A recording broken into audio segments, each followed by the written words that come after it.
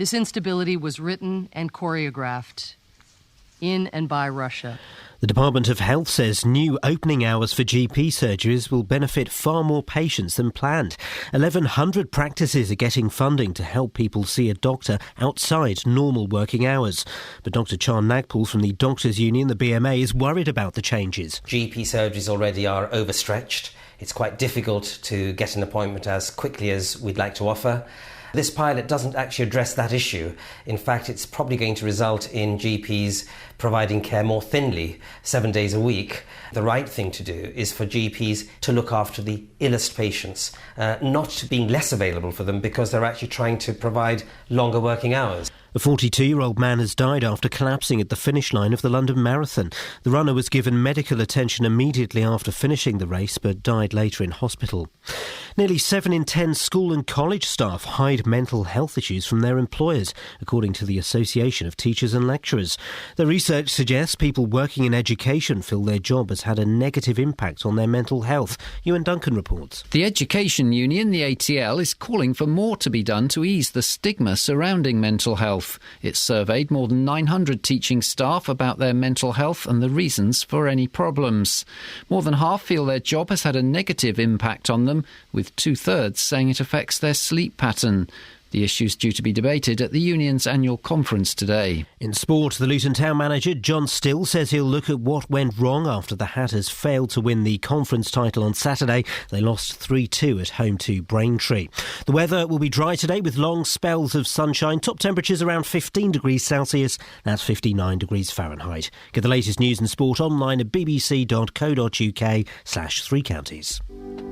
BBC Three Counties Radio's big tour of beds, hearts and bucks. You can virtually get everything that you need here. It's all about where you live. It's a very nice community. And all this week we're featuring Woburn and Woburn Sands. Oh, I like walking around the park. That's really my favourite. You see the deer, see other bits of wildlife. Woburn Sands is by far the nicest place I've ever lived. The big tour of beds, hearts and bucks. BBC Three Counties Radio. Man, I need to start the day with this. It's been a hard day's night, and I've been working like a dog. It's been a hard day's night, I should be sleeping like a log. But when I get home to you, I find the things that you do will make me feel alright. You know I work all day to get your money to buy a thing, and it's worth it just to hear you say you're gonna give me everything. So why on earth should I moan? 'Cause when I get you alone, you know I feel okay. When I'm home, everything seems to be right. When I'm home, feeling you holding me tight, tight, yeah. It's been a hard day's night, and I've been working like a dog. It's been a hard day's night, I should be sleeping like a log. But when I get home to you, I find the things that you do will make me feel alright.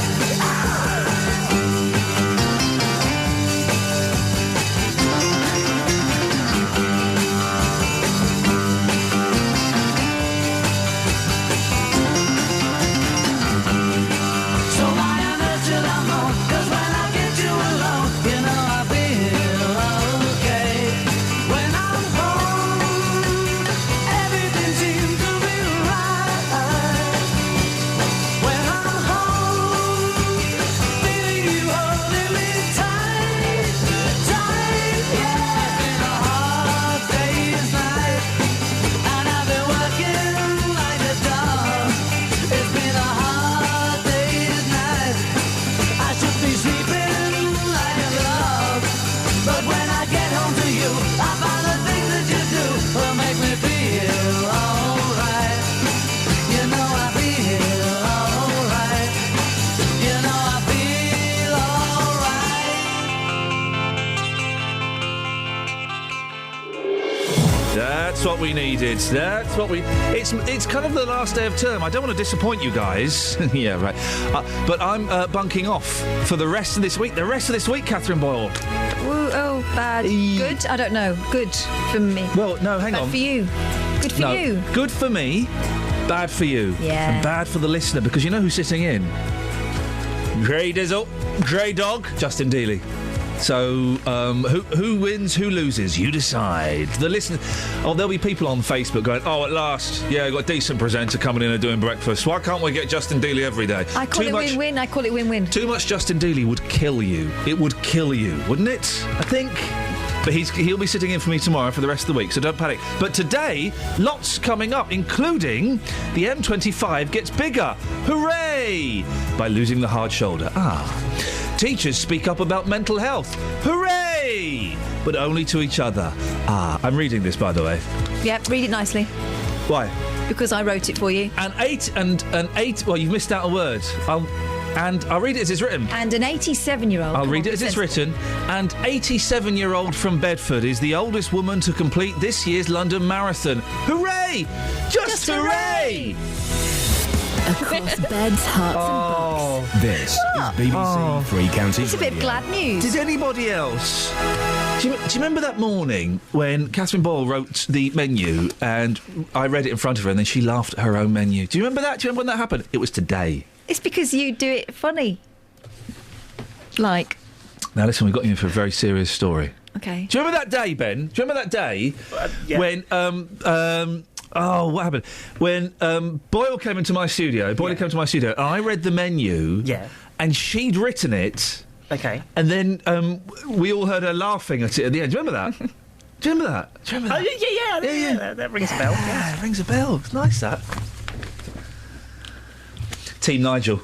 I'm so Team Nigel. Now, listen, we've got you in for a very serious story. From now on, if you break down on one particular stretch of the M25, you better be a good runner. I'm kidding, of course, but just because there's no hard shoulder between junctions 23 and 25 anymore, I'm certainly not suggesting you'd have to get out and leg it to safety if you broke down. Then again... Maybe you'd have to, because it's not going to be safe. You're not supposed to sit in your car, are you? When you're on the hard shoulder, you're not supposed to sit in your car in case a truck smashes into the back of it. But the thing is, you won't be on the hard shoulder. You'll be wherever you've broken down. Flippin' heck. But you better have a plan, because the Highways Agency is determined to turn hard shoulders into extra lanes across the country. Catherine Boyle has been looking into this. She's our highways correspondent. Catherine, what's the idea behind these changes, please? Well, in a couple of hours, you should be speaking to the Highways Agency. They are very excited about this because they think it is the future. They say the new lane system on the M25 is an attempt to push the roads into a more high-tech world while reducing congestion. The upgrade's part of their so-called smart motorway projects between junctions 23 and 27. And construction's already underway between junctions 25 and 27 with completion planned for this winter. Further section between junctions 5 and 6/7 on the M25 is set to open next month. Now, this marks a significant change, doesn't it, in motorway policy? That's right. There was a time when the Highways Agency would have just widened motorways to create an extra lane, but not anymore. No. Lack of money and opposition to more road building from environmental groups is what they're saying is the reason behind having to look at new ways to create extra capacity on our motorways. So now the Highways Agency is having to make the best use of existing space with technology, so these gantry signs, etc., controlling the flow of traffic. The idea has been tried out, but only at certain times on certain motorways. And there was a successful pilot scheme on the M42 in the West Midlands back in 2006. So is this thing where sometimes it's a hard shoulder, but sometimes it's a lane, or is it constantly a lane? Well, that's hard shoulder running, isn't it? Where it's established as a hard shoulder and they open it up. The Nigerian... They're not Nigerians, they're Jamaicans. Oh, a bit racist, isn't he? Apologies. Careful, so and don't mess with cool runnings. So that's hard shoulder runnings. So hard shoulder running is where they open up the hard shoulder occasionally to allow the flow of traffic. They do it on the M1. This way, it's almost the reverse. That's what it looks like, but obviously the Highways Agency will give you more details. The AA have got serious reservations about this scheme.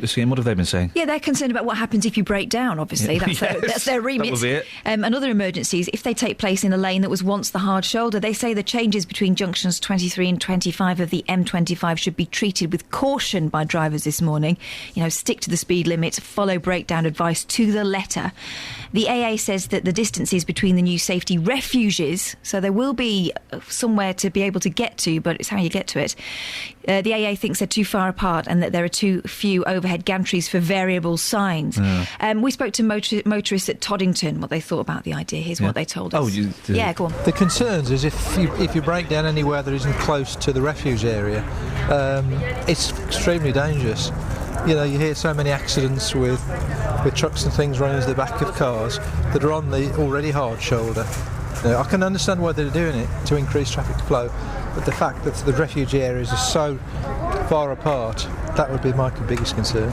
I would be concerned about the fact that if you had an accident or broke down, there would be nowhere to go, and then you would be putting yourself more at risk. Motorways need the hard shoulder because it's not like a normal road where you can pull off, so I think it is a real big safety thing that anyone driving along a motorway needs.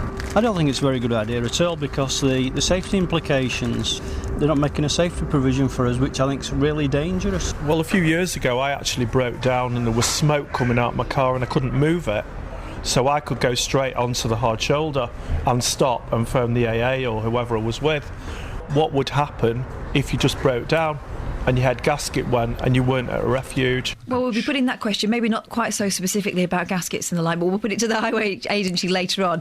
And also, I've got to refer you to a recent AA survey. Please We're going to be speaking to them in an hour. Yep. It backs up what motorists are saying there. The figures show that 63% of drivers will be very nervous about driving on a motorway with no hard shoulder. A further 77%, though, disagreed. I don't know how those figures work. But because those modern cars are more reliable, hard shoulders are not needed. Oh, a further 77% disagreed with the idea that because modern cars are more reliable, the hard shoulders are not needed. Right, I get that now. We'll be hearing from Paul Waters from the AA in the next hour of the programme, who hopefully will be a bit more clear than I am. A bit clearer. And that, yeah. Have you ever used one of those phones on the motorway? No. Who do you speak to? Who's at the end of it? Isn't it highways? I've got no idea. 08459 455 555. Ever used? I saw someone strolling down to one of those phones the other day. Why? Surely we've all got mobile phones. Well, if you're anything like me, you've left it at home. It's in the bottom of your handbag somewhere else, yes, or you've run out of battery. It's often in the bottom of my handbag. I have only broken down on the motorway, let me think, once, and then I've had to stop once to allow my eldest to get out and have a wee. Right. Tough times. Tough times. I broke down. I didn't really break down. I didn't put enough petrol in my car. That is the most embarrassing reason for calling out the fourth emergency service, isn't it? Do you know what? I ran out of petrol in my car 3 times in one weekend. In one weekend? You've got to learn how to judge it. I broke down on the A505 just outside the window. No. You can imagine. Yeah. Had to ring work. Well, they'll come and laugh Yeah, I'm going to be a bit late in. If you look out the window, you'll see why. And they did. They all pointed and stared and laughed. 08459 455 555. We can have your breakdown stories. Why the hell not? It's the last day of term. And if you've ever had cause to use one of those motorway... What would you call it? A motorway emergency phone point? Yeah, I'm sure it has a snappier name, but one of those phones. Emergency motorway, an EMPP, that'll do. EMPP. If you've ever used an EMPP, who did you speak to at the end? Can I just say as well, if you do break down and you pull onto the hard shoulder, that isn't home, that isn't safe base. You've got to get out of your car. The number of times I see people sitting in there. They say that, and they do say that, and that's the advice. Follow that advice. Get up the verge. Behind the barrier. But what if I'm coming in at 4:30 in the morning and it is flipping cold? I don't want to sit on a dark, cold verge. You should have a blanket in the back of your car. I've got an empty pizza box, a Bee Gees biography, and some David Cassidy CDs. You need to plan for the worst, my friend, and that's pretty bad, but it's not the worst. Gosh. Travel news for beds, cards and bugs. BBC Three Counties Radio. Good morning. We've had a call in from Steve on the M1 London bound. Between junction 10 for the Luton Airport Spur and 9 for Redbond, there are plastic barriers blocking lanes 2 and 3. Police currently on the way there. On the speed sensors in Cheshunt, the A10 southbound, looking busy to join the M25. And also as you approach Milton Keynes at the Watling Street roundabout, Stoke Road approach looking quite heavy. I'm Alice Glossop, BBC Three Counties Radio. Thank you very much, Alice. It's coming up to 6:16. It's Monday, the 14th of April. I'm Iain Lee. These are your headlines on BBC Three Counties Radio. The M25 in Hertfordshire has become the first motorway without a hard shoulder. Russia's being accused of sending special forces into eastern Ukraine. And Luton Town still haven't done enough to guarantee the conference title. Oh dear, oh dear, oh dear, oh dear. BBC Three Counties Radio.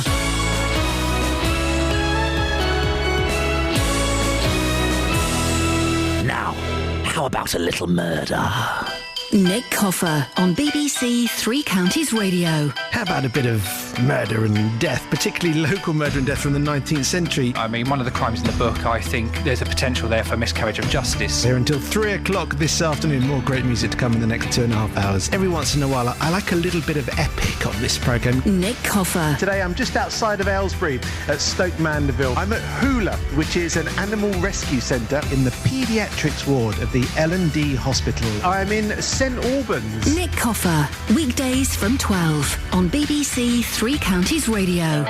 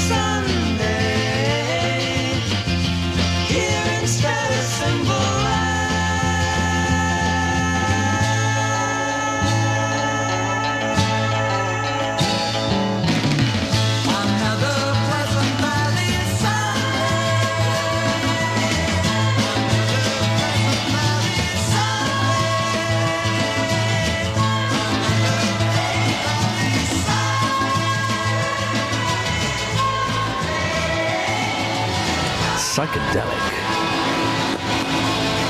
Wow.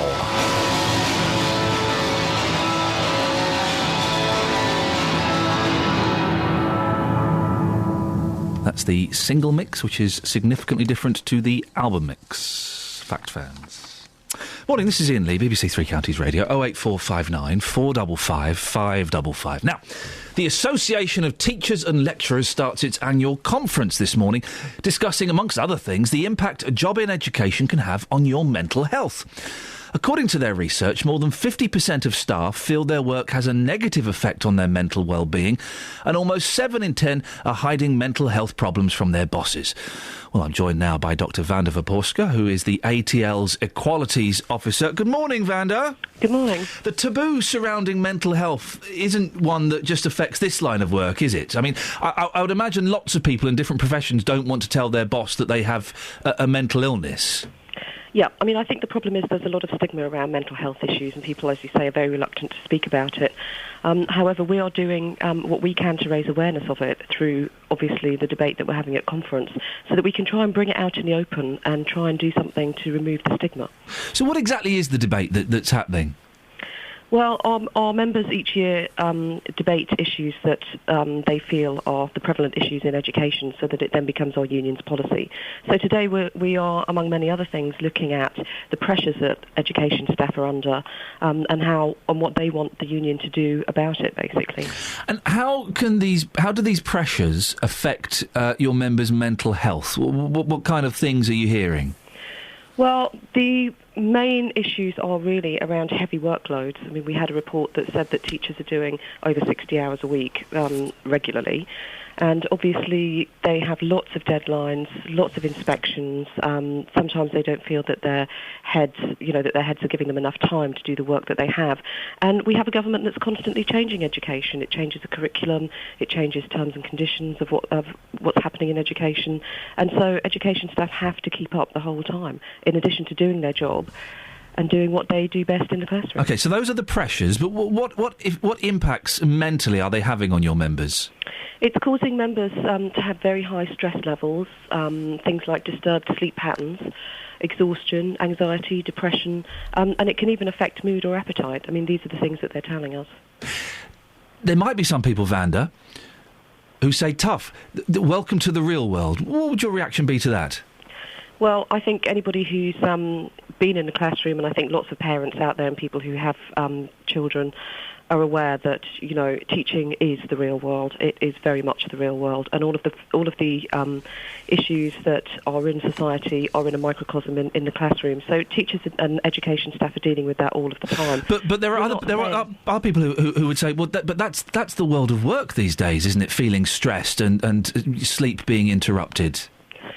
Well, I don't think, to be honest, I don't think that's a good enough answer, so to say, because I think if this is the case, and it is in many professions, we know that, then more should be done about this, and more should be done to tackle it, because this is a ticking time bomb in terms of our society, in terms of individuals, and the impact that that's going to have on a wider level. What should be done then to tackle it? Well, we think the first things we can do are raise awareness so that people feel comfortable talking about different mental health issues, because we can see from the survey that two-thirds of people aren't reporting this at work, and obviously this can lead to other problems. So we want to raise awareness. As a union, we have reps who are trained in these issues, who can help people on the ground, as do other unions, and that's what we can do, basically, provide a friendly ear, practical advice and help, and encourage people to talk about their mental health issues, and to go to the appropriate people for help after that. Should parents be concerned that so many teachers are claiming they have mental health issues? I think that parents understand the pressures that teachers are at, and they very often comment on that, and they see that because they see teachers very often and other education staff as well. And I think, you know, they're as concerned as anyone else is. But should they be concerned, not necessarily about the teachers, about their children and the impact that the mental health is having on their children? I think you'll find that many of the education professionals obviously are dealing with mental health issues in ways that, you know, in trying to cope with them in terms of it not leaking into the classroom. And I don't think that's an issue for children. But if someone's not sleeping, there's a chance they're going to be irritable or they're going to be slightly short. If someone's depressed, there is a chance that at times they won't be able to quite be on top of that, and their attention might not be focused, or they might be a bit snappy, or they might not feel as confident. So if teachers really are experiencing these mental health issues, it inevitably at some point it will have an impact on the children, won't it?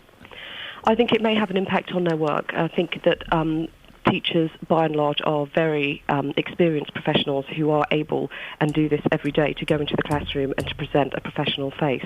I think most teachers, from what I know from talking to a lot of people, will manage those issues, and they will probably more or less take those issues home rather than take them out in the classroom.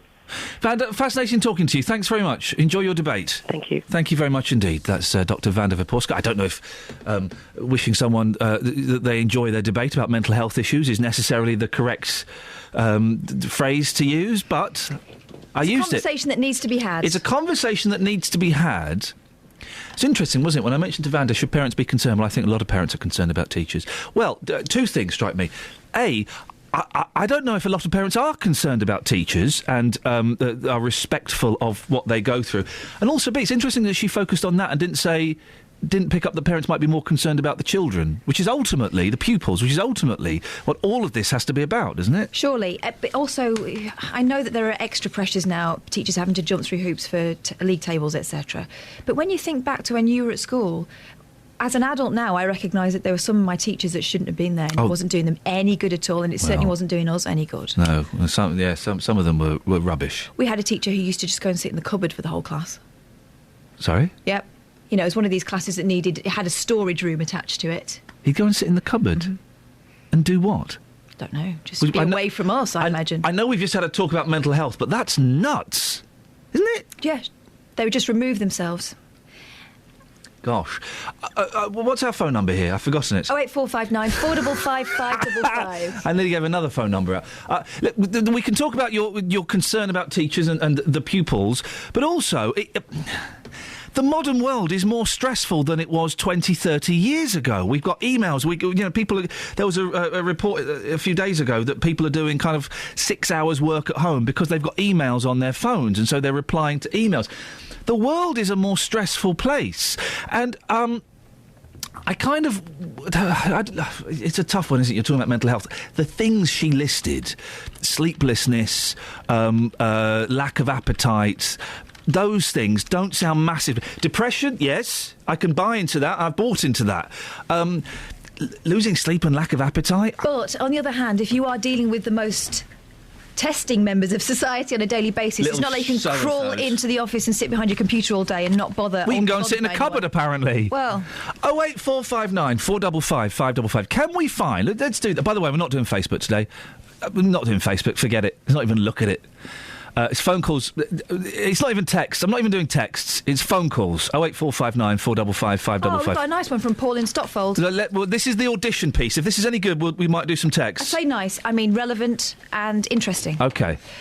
It's illegal to run out of fuel or stop to allow your passengers to urinate on a motorway. Sue me. Sue me. The A421 between the Black Cat roundabout and the M1 is a 2-lane 70-mile-per-hour road with no hard shoulder. Is it less dangerous than the M25? Paul from Stotfold. Interesting point. Hang on a second. Ben, you can take that. I've turned...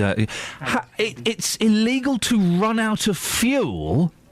Is it illegal to run out of that? Really? How's it illegal to run out? You don't do it deliberately. Hey guys, should we run out of fuel today? Although sometimes I do play Dare when my petrol gauge is on zero. Yeah. I like to play a little bit of Dare. I did have a car once where the petrol gauge would swing depending on whether I was on a hill or not. So sometimes I think, if I just go downhill a bit, I'll be all right. 08459 455 555. Can we find the most stressful and the least stressful job today? I heard some teachers, and also you get your thoughts on teachers and mental health issues around that. But let's find... It is a more stressful world, isn't it? Let's find the most stressful and the least stressful jobs, if we can. 08459 455 555. We will do text today, but we won't do Facebook. Travel news for beds, cards and bugs. BBC Three Counties Radio. We had a call in from Steve on the M1 London bound. Reports of an obstruction between junction 10 for Luton Airport Spur and 9 for Redbourne. Plastic barriers are blocking lanes 2 and 3. Looking on the speed sensors, there is a slow patch of traffic around junction 10 and also between the Kidneywood roundabout to the main motorway, looking very heavy as well. On the speed sensors in Hertford, the A414 looking slow as you head towards the A10. Public transport has no reported problems. I'm Alice Glossop, BBC Three Counties Radio. Across beds, hearts and bugs. This is BBC Three Counties Radio.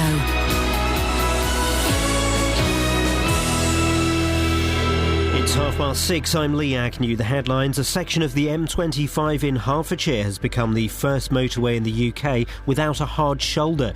From this morning, the hard shoulder's been turned into a permanent lane.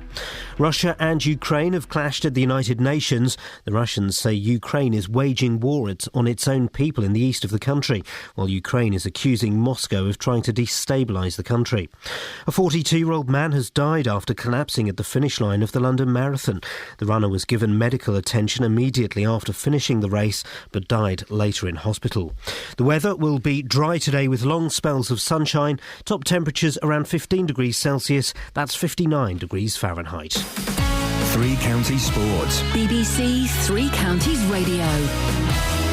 The Luton town manager John Still says he'll look at what went wrong after the Hatters failed to win the conference title. They lost 3-2 at home to Braintree, needing the win to guarantee promotion. This would have been fantastic, absolutely. And maybe everyone's got caught up in that. I didn't, but maybe people did. But when people haven't done their job, or when people haven't been responsible in their position, I look at myself then, because have I done enough work with them in that? I believe I have, but I've got to look at myself and think, well, I need to go back and have a look at that. And Luton will be crowned conference champions if Cambridge United lose at Kidderminster tomorrow night. Premier League leaders Liverpool beat Manchester City 3-2 at Anfield. Liverpool are 2 points clear of Chelsea and 7 ahead of Man City. But manager Brendan Rodgers isn't making any predictions about lifting the league trophy. The thinking is to enjoy this victory, because it was an excellent performance. We get a tough game at Norwich next week. Norwich lost yesterday, but they played very well. So we know that we have to regain our focus very quickly. As I said, we'll just get ready next week, work very hard on the training field, and we know we've got a tough game next week. Hull City came from behind twice to beat Sheffield United 5-3 in the FA Cup semi-final. They'll play Arsenal in the final. And in golf, the American Bubba Watson has won the US Masters. Watson posted a final round of 69 to finish 8 under par. The easiest of putts now is for Bubba Watson. Into the hole it goes, and he crumples with emotion. He puts his hands on his knees. Bubba Watson has joined Tom Watson as a two-time Masters winner. And that's BBC Three Counties News and Sport, with more at 7 o'clock. Morning, cameras. What's that? That's my little girl when she was about 3. Kiki. Where are these from? Whippy, it's the Jubilee.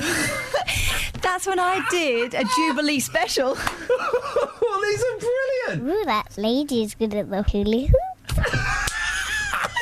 That was Grace Jones. Oh, can I steal those? Yeah, you can. Those are we'll have those. They're part of the catalogue now. Look, that's fantastic. Let's just have this one again. Whippy! Isn't that great? Whoopee, it's the Jubilee. When are we having another Jubilee so that becomes appropriate? About another 20 years. Lovely, fine. Morning, Canberra. Morning, darling. Isn't that wonderful? I don't know why that popped up, but... I'm glad it did. Yeah, that's nice. I was going to play something else, but that's a plenty. We'll have that.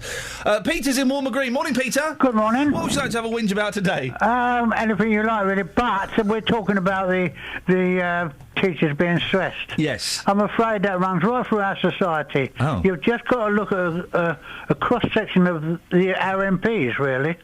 I mean, there are so much. Some of them look so stressed to me that they really need care. Really, you're talking about the whole of our society that's under stress.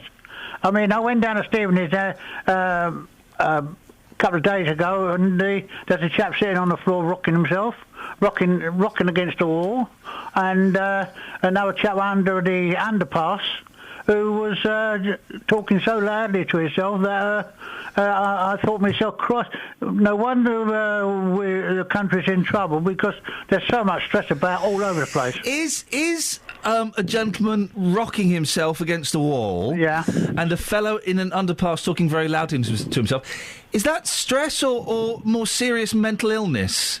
Well, I mean, we don't know, do we? We don't. They're just out and about. The fellow didn't say. What was he saying? Well, nothing really intelligible, really. Yeah. I mean, he was just shouting, and he wasn't talking. He didn't have a phone, I can assure you. Oh, well, maybe he had one of those Bluetooth.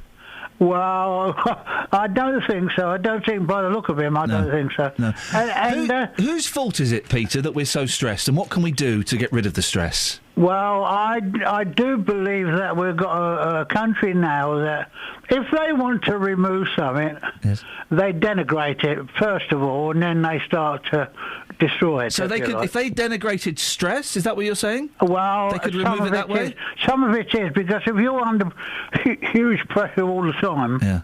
I mean, I've seen it when I was forming in engineering, and you look at it and you think that person's under total stress in his life, you know. And ever cracked under stress, Peter, or are you too strong for that? Well, I do find that people who come from if you like, a poorer background who fought their way through are stronger. Yes. Is that you? Oh, absolutely. Good lad, Peter. Thank you very much indeed. Well, a vivid picture painted there by Peter in Walmer Green of just how damaging stress can be, particularly in Stevenage. 08459. You right, Kath? Got something in your eye. 08459 455 555. We'll have a look in the newspaper. Should we play a song? Yeah, go on then. Good idea, isn't it?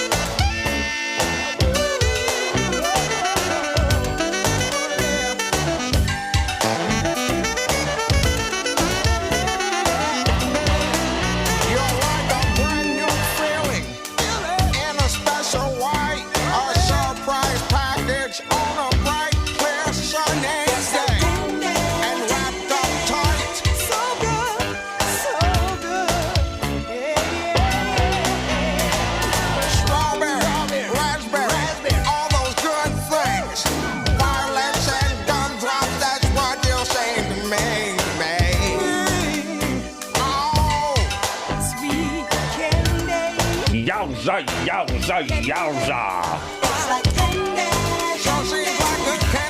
Yowza, yowza, yowza. Let's have a look in the papers. If that's you trying to sound kind of like cool black American, you sounded like a white man girl. Well, yeah. Let's have a look in the papers, our kids. That sounds like Phyllis. What have you got in the papers? She sounds like that. Oh, Percy, love. Oh, Percy, love. Come here, give us a cuddle. That impression always makes my grandma laugh till she chokes. Oh, I see. That's She loves that one. Useful information. What have you found? By the way, if you want to give us a call this morning, you're welcome to. What have you found in the papers? Lots of things. Yeah, lots of my things that I found first. Sitting in the sunshine in South Africa, page 4, Daily Mail, if you want to read along.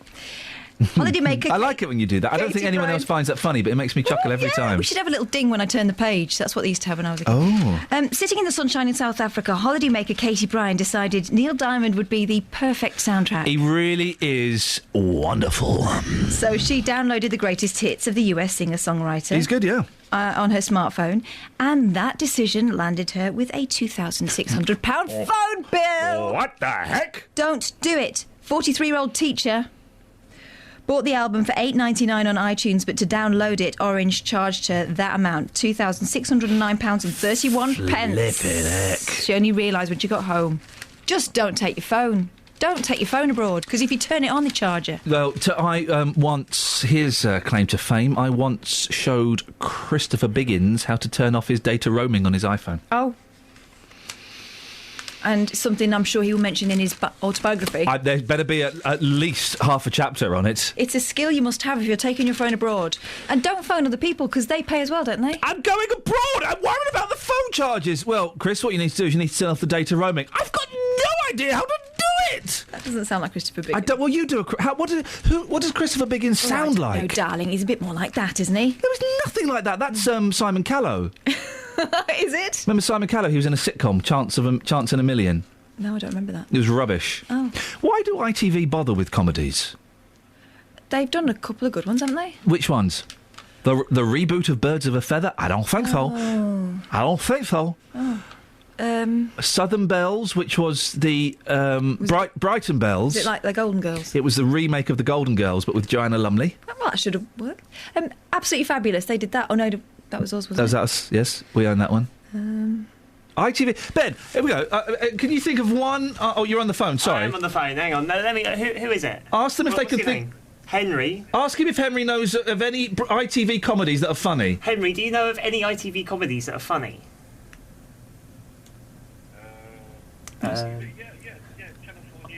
Channel 4 News. Well, that's all right. Okay. Hang on a second. Not today, Jeffrey. Nice try, sunshine. We can hear we can hear his dulcets knobbery through the intercom. Can't say that. Can you not say that? Okay. We knew it was him. There's a brilliant picture of a car that drove off a cliff. 80 foot. He's alive. The fella's alive. How did this happen? Driver is unhurt as car falls 80 foot. Then he jokes, Red Bull gave me wings. Oh, hang on. A motorist survived an 80-foot cliff plunge into the sea in his car, then joked the Red Bull he had drunk made him fly. He laughed with rescuers when they asked if he'd been drinking. The 33-year-old told them he had only been swigging the energy drink. His only injury was a broken arm. He is believed to have lost control on the cliff-top road and careered over the edge. Flippin' heck. 80 foot he dropped. It would be exciting. What, to go over a cliff and survive? Thelma and Louise style. You can't count on surviving, that's the problem, so it probably takes away from the enjoyment. He's in what's he in? He's in like a posh car. Yeah. And they were in an open top, if I remember correctly. Which is, yeah, unless you've got a helmet, that's probably not something you should be doing. No, but they certainly weren't wearing it. I think one of them had a scarf around her head. It's not going to protect your cranium. No, it's not going to protect your cranium. Give us one more, Catherine. Mothers don't feel guilty about going to work. Poll finds those with jobs are actually happier. There's a surprise. A new study, this is from Mumsnet, said that mums with jobs were found to be more content, and those that stayed at home felt that it was tougher than going out to work, and that they didn't feel valued by others, and that they feared overindulging their children because they were at home. And your comment on that is? I'd always like to have a comment. What was your comment? Seems fair enough. Nice one. Travel news for beds, cards and bugs. BBC Three Counties Radio. The M1 London bound looking slow between junction 11 for Dunstable and 10 for the Luton Airport Spur Road. Also in Dunstable on the speed sensors, the A5 northbound busy around Luton Road. And in Hertford, we've got delays on the A414 as you leave the centre of town at the A10 junction. Public transport has no reported problems. I'm Alice Glossop, BBC Three Counties Radio. Thanks very much. 6:45. It's Monday, the 14th of April. I'm Iain Lee. These are your headlines on BBC Three Counties Radio. The M25 in Hertfordshire has become the first motorway without a hard shoulder. Russia's being accused of sending special forces into eastern Ukraine. And Luton Town still haven't done enough to guarantee the conference title. Oh dear. Let's get the weather with Elizabeth. Beds, Herts and Bucks weather. BBC Three Counties Radio. Good morning. It's going to be another lovely day again today. Lots of sunshine around, warm, dry and sunny. Very warm in the sunshine, in fact, and the UV levels are really quite high at the moment. So you may want to take a bit of extra care in the sunshine perhaps today. There will be lots of it around today. Lovely bright start. We're starting off the day between 6 and 8 degrees on the whole. There's a bit of a northwesterly breeze around at the moment. That will ease down into the afternoon, and there will be a bit more in the way of cloud, I think, some more like sunny spells through the middle part of the day and into the afternoon. So a bit more cloud around than there was yesterday. The breeze easing down for this evening and overnight. We're looking at daytime temperatures hitting 14 or 15 Celsius, 59 in Fahrenheit. Overnight tonight, there will be a touch of grass frost and even a bit of air frost around as well, so gardeners beware. A colder start to the day tomorrow, but again, lots of sunshine around. In fact, in the lead up to Easter weekend, it's looking pretty nice most days, with top temperatures around 18 or even 19 Celsius by the end of the working week. That's the forecast. We went to... Guess where we went on Sunday? The zoo. No. The park. No. Well, yeah, but that's not it. You'll never guess. The castle. Nope. The ducks. Nope. The museum. Nope. Ben, have a guess where I went at the weekend with my kids. You'll never guess. Toy shop. No. No. No. News agent. No. Where then? Hot air balloon ride. No. Where? Church. Really? Oh. Yeah. Oh, there's a little bit left field. Yeah. Went to church. What did you do there? Prayed to Jesus. Oh, okay. It's really boring. It was really boring. We went because it's Palm Sunday. I don't even know what that means. And it's when Jesus rode into Jerusalem on the back of a donkey and people laid palms at his feet because they recognised him as the King of the Jews. Oh, I've completely misunderstood the point of it. Anyway, we went... Thought, take the boys... It's the start of his downfall. Exactly. He attracted the wrong kind of attention. We went, took the boys, thought it'd be nice, it'd be nice. Yeah. It's really boring.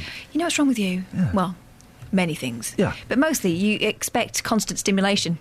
I was hoping I'd be stimulated in the church, and I've got to say, it was really an unstimulating 35 minutes we stayed in there. Embrace the silence and serenity. That's what you've got to do. There were only about 30... Big church. Church where I got married, actually. There were only about 13 other people in there. And just, listen, I know what you need to do, Christians. Got to sex it up a bit. Got to make it a little bit funky. A bit dull. Okay. Yeah? I'm sure the General Synod is taking notes. Good. BBC Three Counties Radio's big tour of beds, Herts and Bucks. Oh, I like walking around the park. That's really my favourite. See the deer, see other bits of wildlife. Inviting everyone to where you live. It's a vibrant high street, which is a great asset to the community. And all this week, we're featuring Woburn and Woburn Sands. I was born and raised in the village. It's a really lovely place to come and visit. Everyone is friendly. If you've got a story everyone should hear about, let us tell them about it. It's just my local centre, really. Woburn Sands is by far the nicest place I've ever lived. The big tour of beds, Herts and Bucks. It's a friendly, relaxed place to come and live with all the facilities that you might need. BBC Three Counties Radio.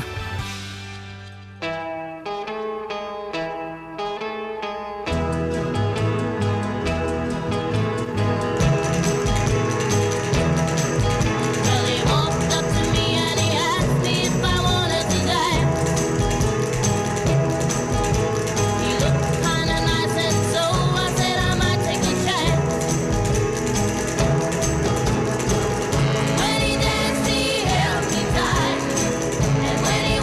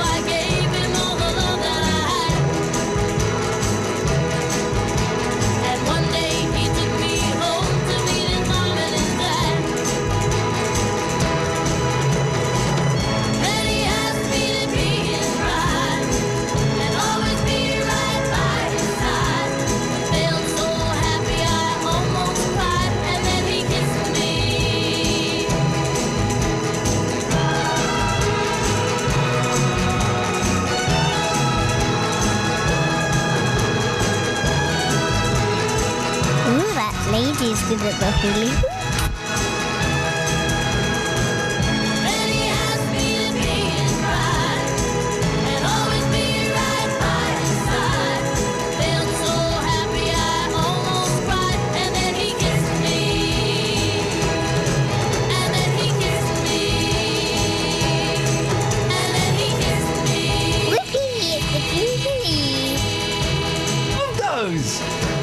Of that. I don't know why they popped up on my screen, but boy, I'm glad they did. Now, you've got a story in the papers that, Justin, I think you've been out to look at this already, haven't you? Yeah. Proud to be British. Just give us the story, Catherine. Pride in being British is at an all-time low, with only 1/3 of people saying they are very proud of their national identity. This is according to a study that found just 35% are very proud to be British, compared with 43% a decade ago. Nearly half said they were somewhat proud. Are you proud to be British, Catherine? Yeah.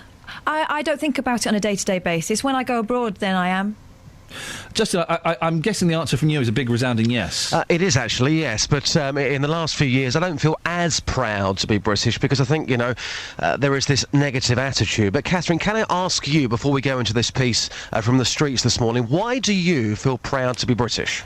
Because of what it represents. You don't realise the difference until I think you go abroad, and you also understand what people expect of you because you're British. And for the most part, once they realise that you're not going to be wearing a Union Jack shorts and being sick in their gutters, we've got quite a good reputation. That makes me feel proud, though. That's what Justin's proud of. Yes, those exactly. Guys. Yes, we're British. You go to America, they love the accent, they love the sense of fair play. They think, once they realise you're not going to try to take over the planet and charge $3 million for it, you're not going to be the typical Brit baddie. They like it. They think it's quite endearing. What did people say, Justin? And I'll give you my position on my pride for my country. OK, you're about to hear this piece coming up. A lot of people saying, yes, they do feel proud, but they can't really explain themselves very well. So, been out this morning asking people, do they feel proud to be British? Here's what they had to say. Yeah, of course do, yeah. Tell me why you do.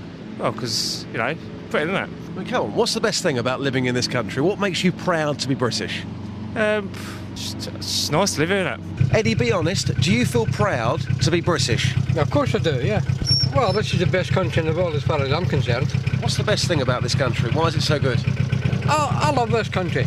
Tell me the best thing about this country, come on. The best thing about it is British. It's British. I love it, Apart from stating the obvious, that we're British, is there one thing that you think is absolutely fantastic about this country? There's got to be one thing, surely. No, I can't think of it offhand. So how can you be that proud to be British, then? I'm just proud to be British, I just love the place, I wouldn't live any other country. I'll tell you what, this Sunday, you, me and a roast dinner. How does that sound? That's good to me, yeah. That's right. Listen, have a good week. Take care. Right, OK, mate. Cheers. Bye. Cheers. Survey out today, sir, that says that being proud to be British is at an all-time low. Yeah. I just want to know, do you feel proud to be British? I am proud to be British, yes. Tell me why. Because I just like the British way of life.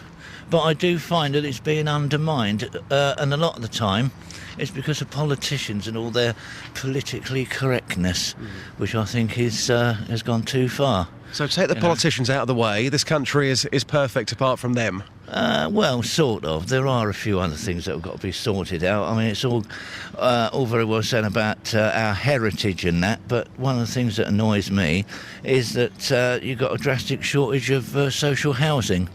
So when they talk about our history and our heritage, that's a bit daft when you've got people who haven't got a decent home. No, not really. Not at the moment, no. Tell me why.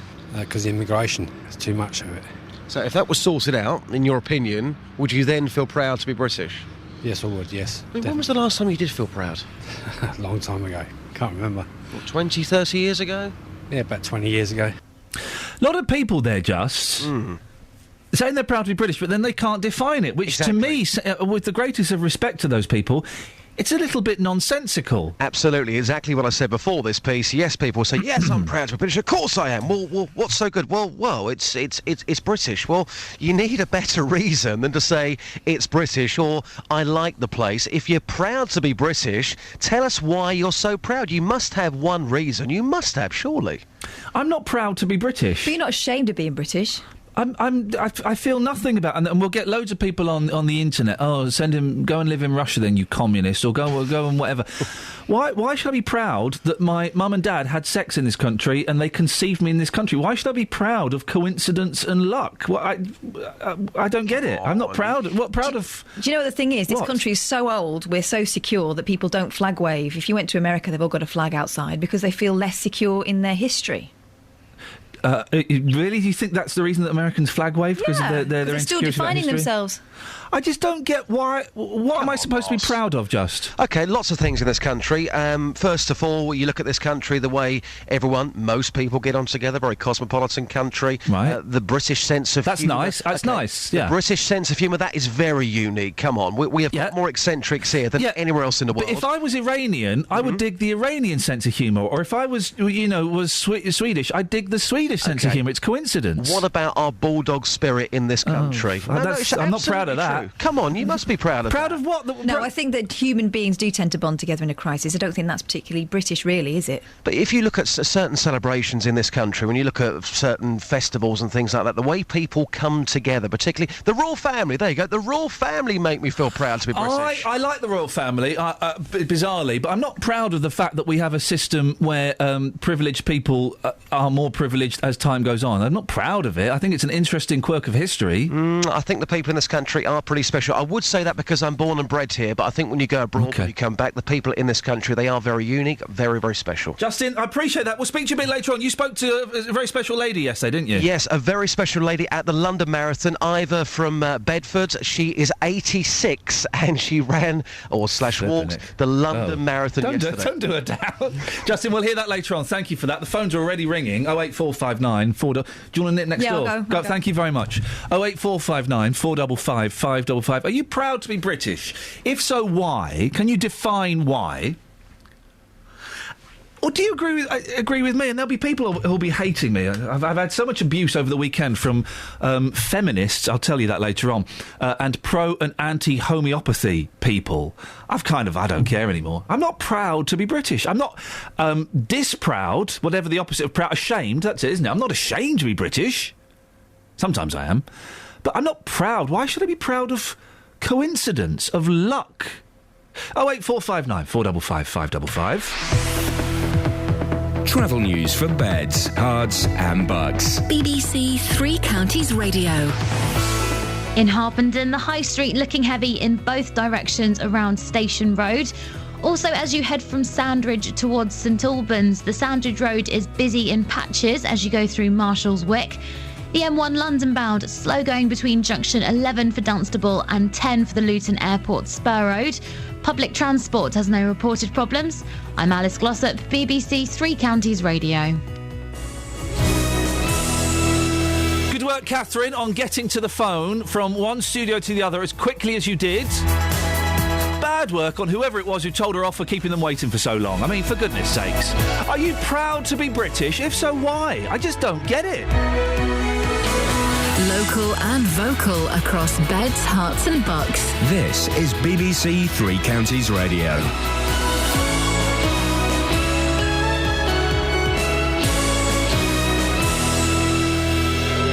It's 7 o'clock. I'm Lee Agnew. The headlines: hard shoulder removed from the M25, Russia accused of sending more troops into Ukraine, and GP surgeries to open for longer. BBC Three Counties Radio. The M25 in Hertfordshire has become the first motorway in the country without a hard shoulder. The Highways Agency has made the changes between junctions 23 and 25 to reduce congestion.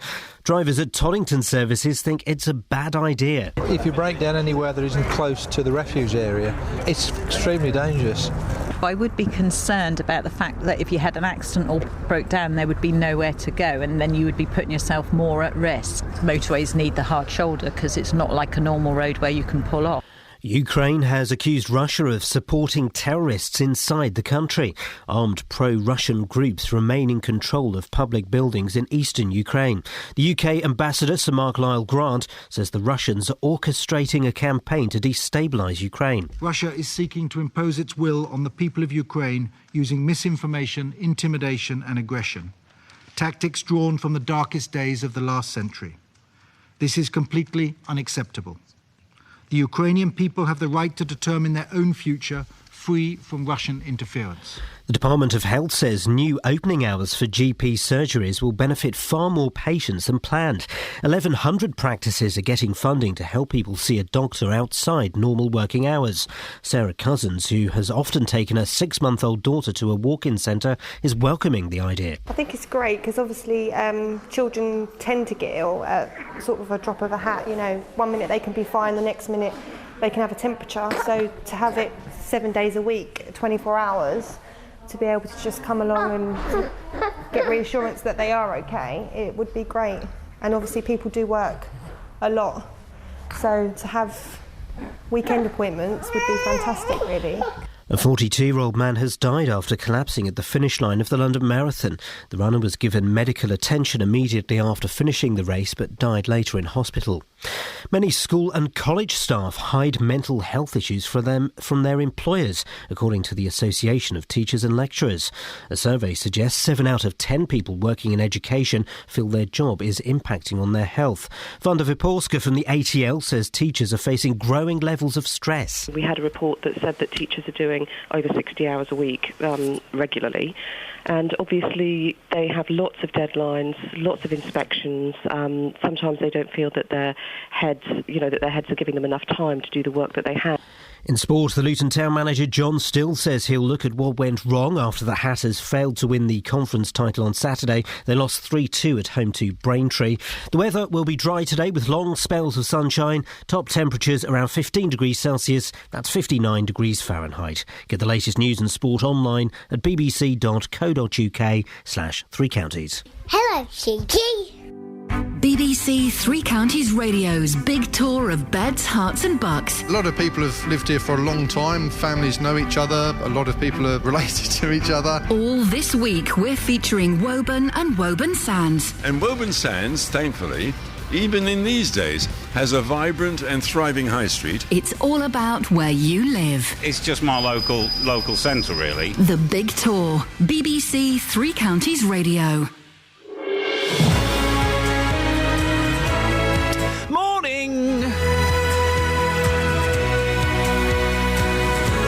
Iain Lee, BBC Three Counties Radio. It's Where Are We Now? Nearly 4 minutes past 7 on Monday. Monday, the 14th of April. It was Christmas the other day. I remember it being Christmas really closely. Do you remember Christmas, Kath? Yeah. It was the other day. Just tidied up. It's nuts, isn't it?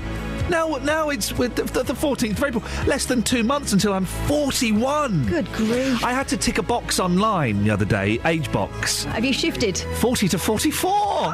I was in the 40 to 44 bracket. It's quite a narrow bracket, It's mate. a very narrow bracket.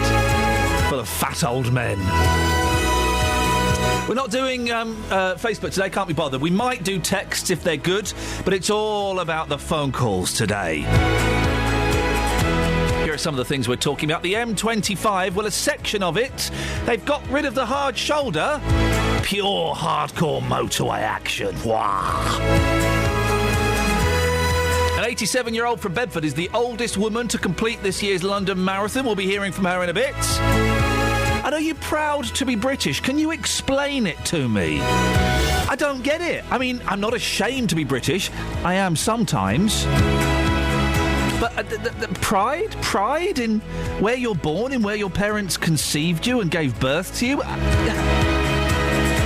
don't get it. 81333, start your text 3CR. But the best way to get in touch this morning, and the phone's been very busy, now's an excellent time to call, 08459 455 555. Across beds, hearts and bucks. This is BBC Three Counties Radio. Now, motoring groups are urging drivers to take it easy on the M25 in Hertfordshire this morning. Yeah, that's going to happen because there's no longer a hard shoulder between junctions 23 and 25. It's been turned into an extra lane in a bid to cut congestion. And it does get very busy around there. Should we do we'll do the caller in a second, actually, because we're into this now. Sorry, Matt, we'll come to you in a second. I do apologise, Matt. I didn't see you there. We'll do you in a second. It's been turned into an extra lane in a bid to cut congestion, and more are set to follow suit. But what happens if you break down? You can't get out and leg it, and you're not supposed to stay put. Well, in a few minutes we'll hear from motoring journalist Adam Rayner, but first of all let's speak to Paul Waters from the AA. Morning, Paul. Oh, you're there. Sorry, Paul, I have you on the wrong line. Paul, what do you reckon to this? We have some reservations. We think that removing the hard shoulder is quite a dramatic step. We won't have the operation like on the M42 where the hard shoulder comes in and goes out, as it were. This is completely different. This means there won't be a solid line. It'll be all 4 traffic lanes operating, and if someone breaks down, effectively they'll break down in lane 1. So this is a permanent feature. It won't be switched on and off as it is on some other motorways. What was the hard shoulder is now a lane. Exactly. There will not be a hard shoulder, so drivers won't have that sort of feeling of safety on the near side just in case something goes wrong with their car. They'll have to wait 2.5 kilometres for an emergency refuge area, and we think that may be stretching it a bit with some vehicles. This section of the motorway, 23 to 25, it does get very, very congested, doesn't it? So something had to be done. Yeah. Yep, the extra capacity is very welcome. We can't decry that. Certainly, it's going to be very useful. It will solve congestion. It will make journey times better. But we're not sure it'll make the motorway more reliable. If you do get an incident, say a lorry, you'll have to close lane 1 with full traffic management, and then you may well have traffic congestion anyway. So it won't make it sort of more reliable, but it may well improve journey times during congestion. And if you do break down between 23 and 25 in lane 1, what are you supposed to do? Well, I take a deep, sharp intake of breath, I think, is the first thing. No, you need to keep yourself safe. Obviously, if you can get to a refuge area first, or if you can get off the motorway, if your car's starting to give trouble, that's sound advice. If you do, you have to get across to the near side as far as you can, if your car will allow you. And then obviously, they'll pick you up. Eventually, the emergency service will be alerted to the problem. But obviously, get yourself out of the near side of the car if you can and over the barrier so you're safe. Make sure your passengers exit that way as well. But you can get onto a sort of verge, but it's not a hard shoulder. You may be able to just get sort of slightly off the carriageway.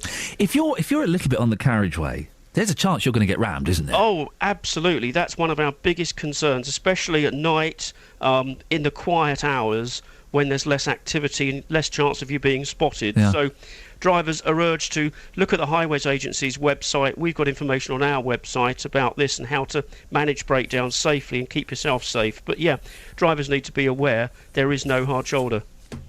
Paul, it's going to be, I say fascinating to see what happens. That implies that there might be an accident at some point, and I certainly hope there isn't. I appreciate your time. Paul Waters there from the AA.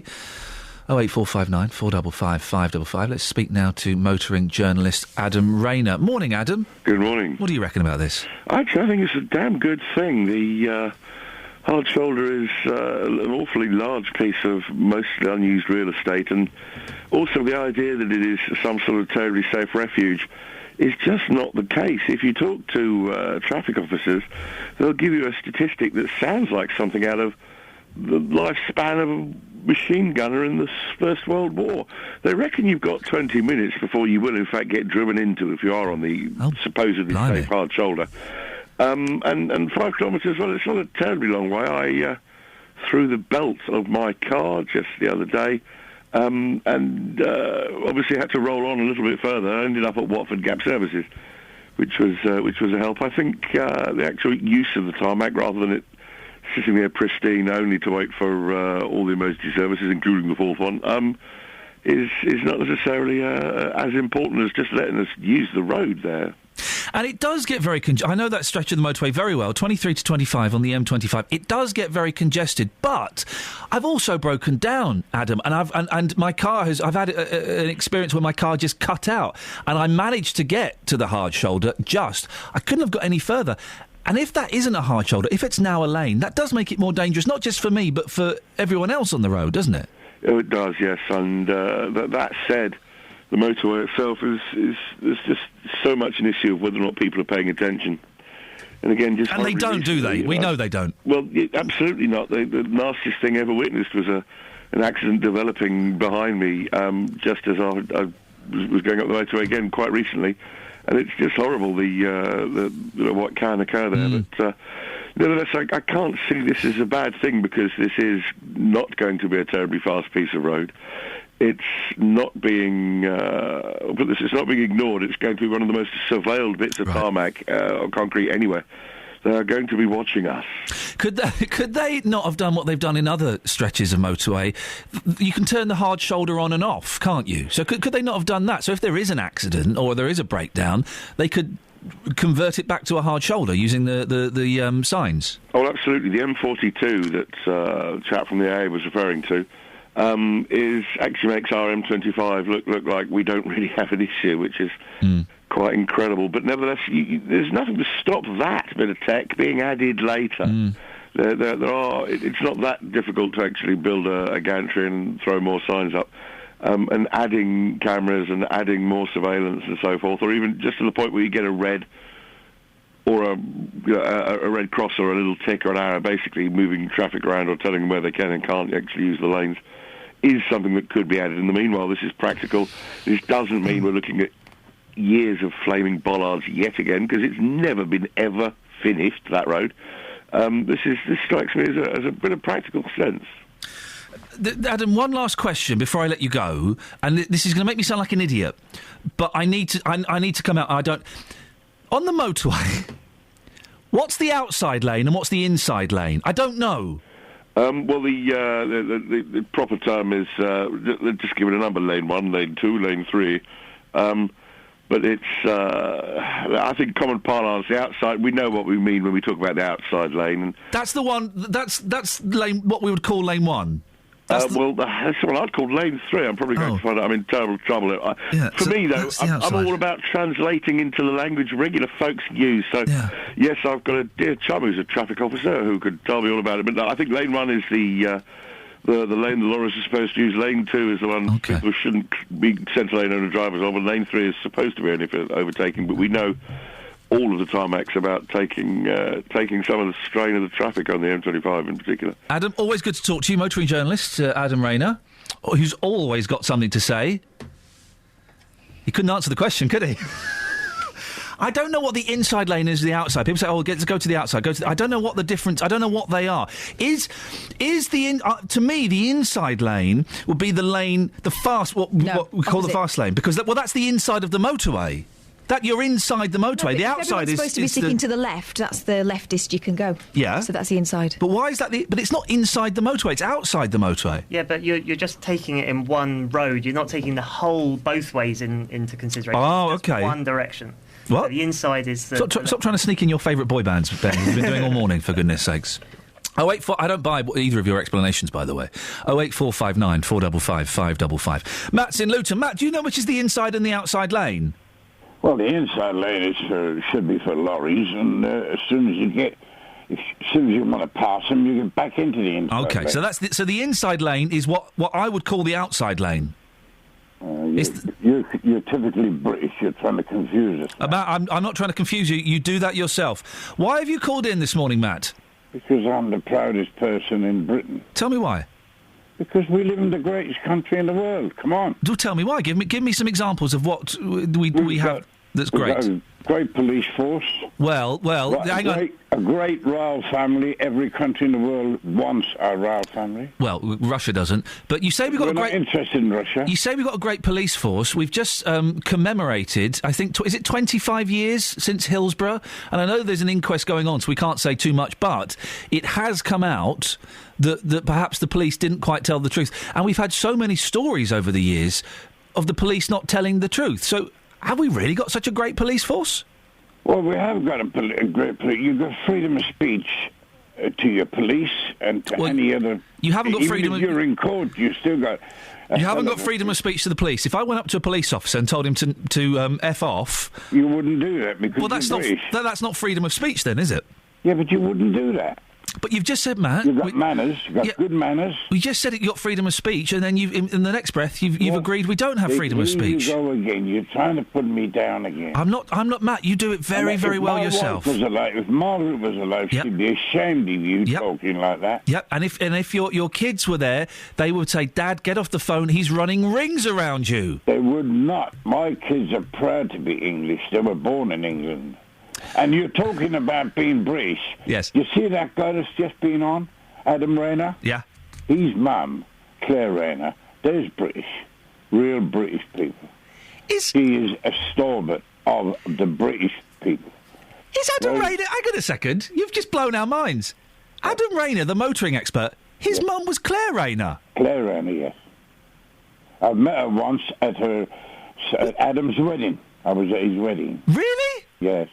And he's Jay Rayner's brother? Yes, the one on the one show doing the... Flippin' hang on a minute, they're brothers and they're Claire Rayner's sons? That's right. Matt, you've blown my mind. I'll tell you what, I'm going to give you a point today. You've got a point. Oh, thank you very much. I'm so pleased that you're gradually coming around to be a decent British person. Let's not get cocky. Matt, how you doing? You all right? I'm fine. Good to speak to you, fella. I'm off for the rest of this week, but maybe I'll speak to you next week. OK. Cheers, mate. Ta-ta. 0845... He's blown my mind there. Absolutely blown it. Travel news for beds, cards and bugs. BBC Three Counties Radio.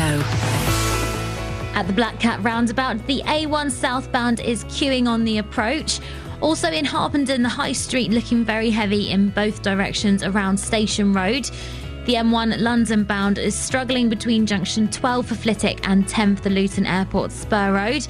And on the M25 anti-clockwise, things looking very slow between junction 21 for the M1 and 20 for Kings Langley. Public transport has no reported problems. I'm Alice Glossop, BBC Three Counties Radio. Alice, thank you very much. Be interesting to keep an eye on that stretch of the M25 today to see what happens. 7:17. It's Monday, the 14th of April. I'm Iain Lee. These are your headlines on BBC Three Counties Radio. The M25 in Hertfordshire has become the first motorway without a hard shoulder. GP surgeries are to stay open for longer, and Luton Town still hasn't done enough to guarantee the conference title, and there's a strong chance they may not. The weather today, dry with long spells of sunshine. If you want to give us a call about motorways and also about being proud to be British, I just don't get it. 08459 455 555. BBC Three Counties Radio.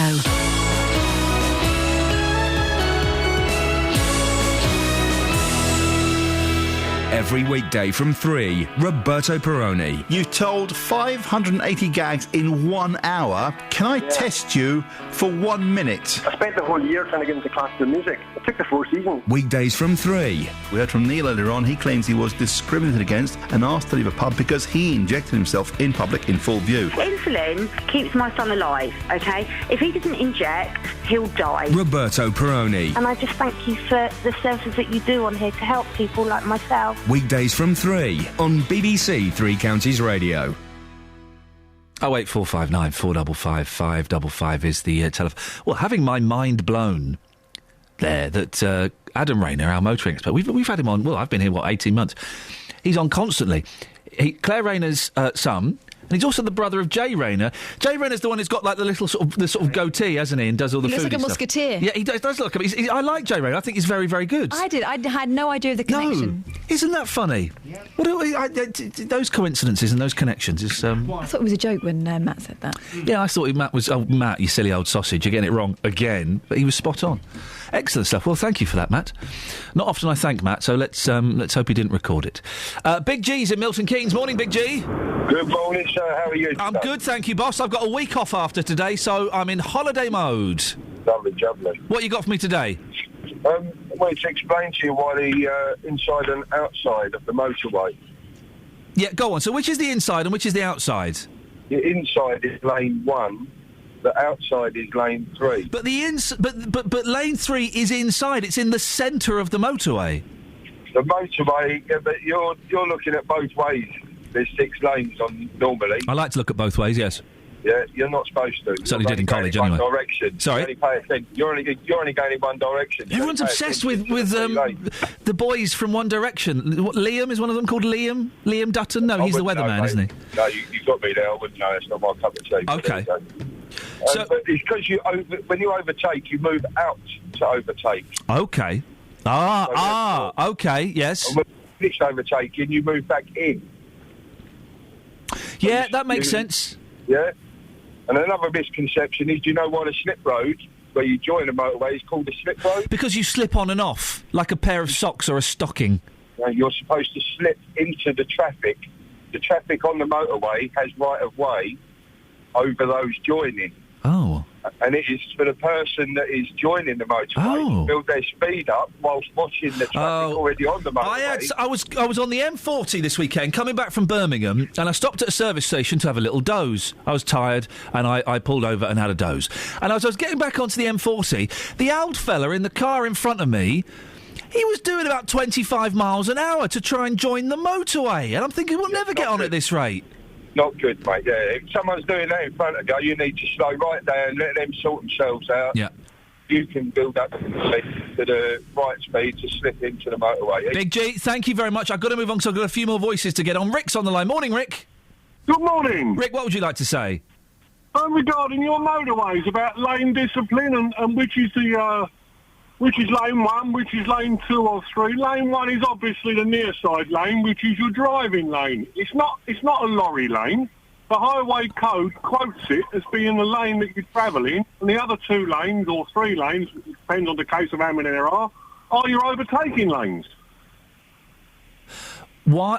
Listen, I agree with you, brother. Why do so many people get it wrong and pootle along at 60 miles an hour in the middle lane? Well, your motoring journalist was saying that a while ago. He was totally wrong. Oh, blimey. Okay, so you're not joining the love-in for Adam Rayner. You want to correct him? No. I mean, I'll do about 25,000 mile a year, mainly on motorways and dual carriageways. Yeah. And lane discipline within this country is absolutely awful. They've tightened the rules, haven't they? The police can now pull people over if they get caught sitting in the middle lane. Have you ever known it to be implemented? Yeah, I think in the last 6 months, I can't remember the figure. Someone will know it and will give me a call. But yeah, in the last 6 months, they've pulled over quite a lot of people. Yeah, I mean, I travel on the continent quite a lot. All right. If you're in France, you overtake, you get back in again. You overtake, you get back in again. Over here, I say our driving standards is awful. Rick, are you proud to be British? Yeah, I suppose I am, yeah. You don't sound completely convinced. Pardon? You don't sound completely convinced. Why? Well, I don't know, but to me, I got the impression you don't sound completely convinced that you're proud to be British. Maybe I heard you wrong. Well, I think the way this country's been going over the last 25, 30 years of immigration is one thing I'm against. But that's my own personal view. Yeah, and you think immigration has stopped Britain being great, do you? I think we're letting too many people in that shouldn't be here. Yeah, well. All right, Rick, thank you very much for that. I'm going to step away from the immigration bomb today. It's my last day. I don't need to do that. But thank you, Rick. Talking about being proud to be British, there's a decrease in the number of people in this country who are proud to be British. I've never got the pride in your country. There have been times when I have been ashamed of the country and some of the things we've done. I'm not proud. It's a nice place to live. I mean, it's a really nice place. I feel lucky. That's it. I feel lucky to be British. Not proud to be British. I feel lucky that my parents conceived me and gave birth to me here. I feel lucky. Is it because the word pride implies that you think you're better than someone else? Is that what it is you're backing away from?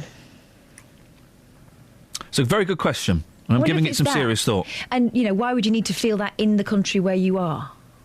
It's about comparing yourself, isn't it? It's a really good question, and you've thrown me slightly because I don't know the answer to it. I don't know if it is that. Maybe a point of it. To me, pride is... it's a really hard thing to define, isn't it? We need to get a definition of pride. That's what we need to do.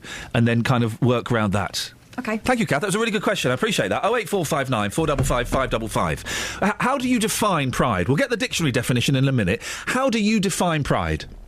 That's what we can ask. Now... Running. It was the big race at the weekend, wasn't it? The London Marathon. Oh, Mo Farah, you break our hearts. You only come 8th. Now, my hat is taken off several times and replaced and then taken off again to Iva Barr. At the age of 86, Iva was the oldest woman to finish the London Marathon this weekend, and she's from Bedford. Double bonus. Well, Justin Daly managed to track her down. There's a cracking picture. We should put it on our Facebook page, actually, of Justin and Iva, both looking very, very good considering their ages, when Justin grabbed her at the finishing line. Well, Iva, you've just finished. How do you feel? Absolutely exhausted. But it's a beautiful day. day. Look at that lovely blue sky. And the atmosphere has been absolutely brilliant. fantastic. It always is. All the way round, they were amazing. Everybody's fantastic. They really are. So your official time was? Well, 7 hours and I think about 3 and a bit minutes, but I didn't take too much notice of the bits. I've had a few problems walking a mile down here to come and see you. Did you have a few problems on those 26 miles? I had a lot of problems. This is the worst run I've ever had. But mainly it's my own fault. I was ill and it took me a long time to recover. And then lots of exciting things in the family occurred, so I didn't really train very well. I've had an absolutely amazing day. And I've had an amazing few days, haven't I? Well, I've been down to the Houses of Parliament and been photographed with Ed Balls and Andy Burnham, because they run for Whiz Kids as well. And all kinds of exciting things. I mean, you still look incredibly fit, but realistically, how many more years do you plan to keep doing this marathon? Well, as long as I stay well. I mean, obviously I'm going to get slower because I've got older, but as it doesn't really matter, I shall probably try and reach my goal. And what's the goal? To run it when I'm 90. When you're 90 years old? Yeah. How amazing would that be? I can't. I mean, when I think of how amazing it is anyway, I mean, it'll be just... I mean, the cheering because they found out I was the oldest lady on the way round has been absolutely amazing. And the support from Bedford as well, people right behind you. Yeah, I know. Somebody's just gone to get me a nice cup of tea. I was going to say, what's coming next? It's a cup of tea then. Absolutely. And then we're going to a hotel and I'm going to have a nice hot... Oh, sounds magnificent. How many marathons have you run in your time now? Well, I've run... It must be 24 or 5 in all. But the best one, of course, was the original one, Marathon to Athens in Greece. That was absolutely fabulous. I mean, it's not the same. Supposedly, the soldier ran up through the mountains. Well, it would have been a mountain track when he did it, but it's a road now. And there were little villages on the side. And just lastly, how proud do you feel knowing that you've just completed the London Marathon at 86 years old? Well, at the moment I feel a little bit there, but I should soon feel over the moon. I should be all buzzed up. You are an incredible lady. Thank you so much for your time. Really appreciate it. I'll see you here next year. I hope so. In a bit better state, because I'll try and train better now. Dealey? For goodness sakes, Dealey, she's just run a marathon. She's 86 years old. Get your hands off, you mucky pup. You get them while they're pooped. That was They can't run away. That was uncomfortable listening. Great report, Justin. Well done. He managed to track her down on the day, and then we'll find the picture and put it up online because it's a cracking picture. That bath sounded good, though, didn't it? When did the marathon, with the greatest of respect, and I know a gentleman died, but when did the marathon become easy? Because I remember when the first London Marathon, 82, 83 maybe, it wasn't any later than that, I think it was 82, there were hardly any people that ran it, and they were proper athletes that ran it, and they trained for a year to become good enough to do it.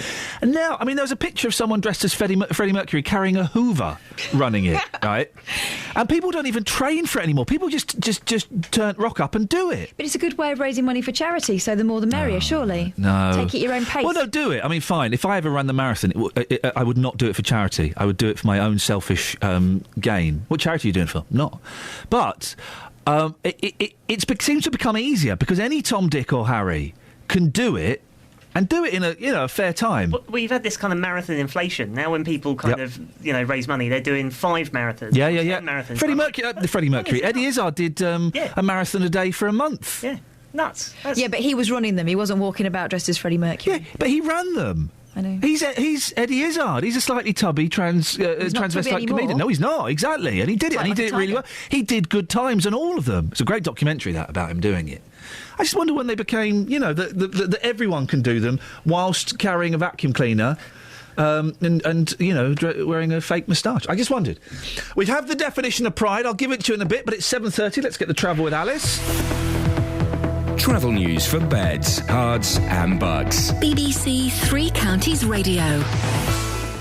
In Markyate, the A5 southbound looking slow around the Luton Road, and also at the London Coney roundabout on the North Orbital. All approaches there looking very heavy at the moment. And the M1 London bound still struggling between junction 12 for Flitwick and 9 for Redbourne. And on the M25 anti-clockwise, very slow going between junction 18 for Chorleywood and 16 for the M40. Public transport has no reported problems. I'm Alice Glossop, BBC Three Counties Radio. Across beds, hearts and bugs. This is BBC Three Counties Radio.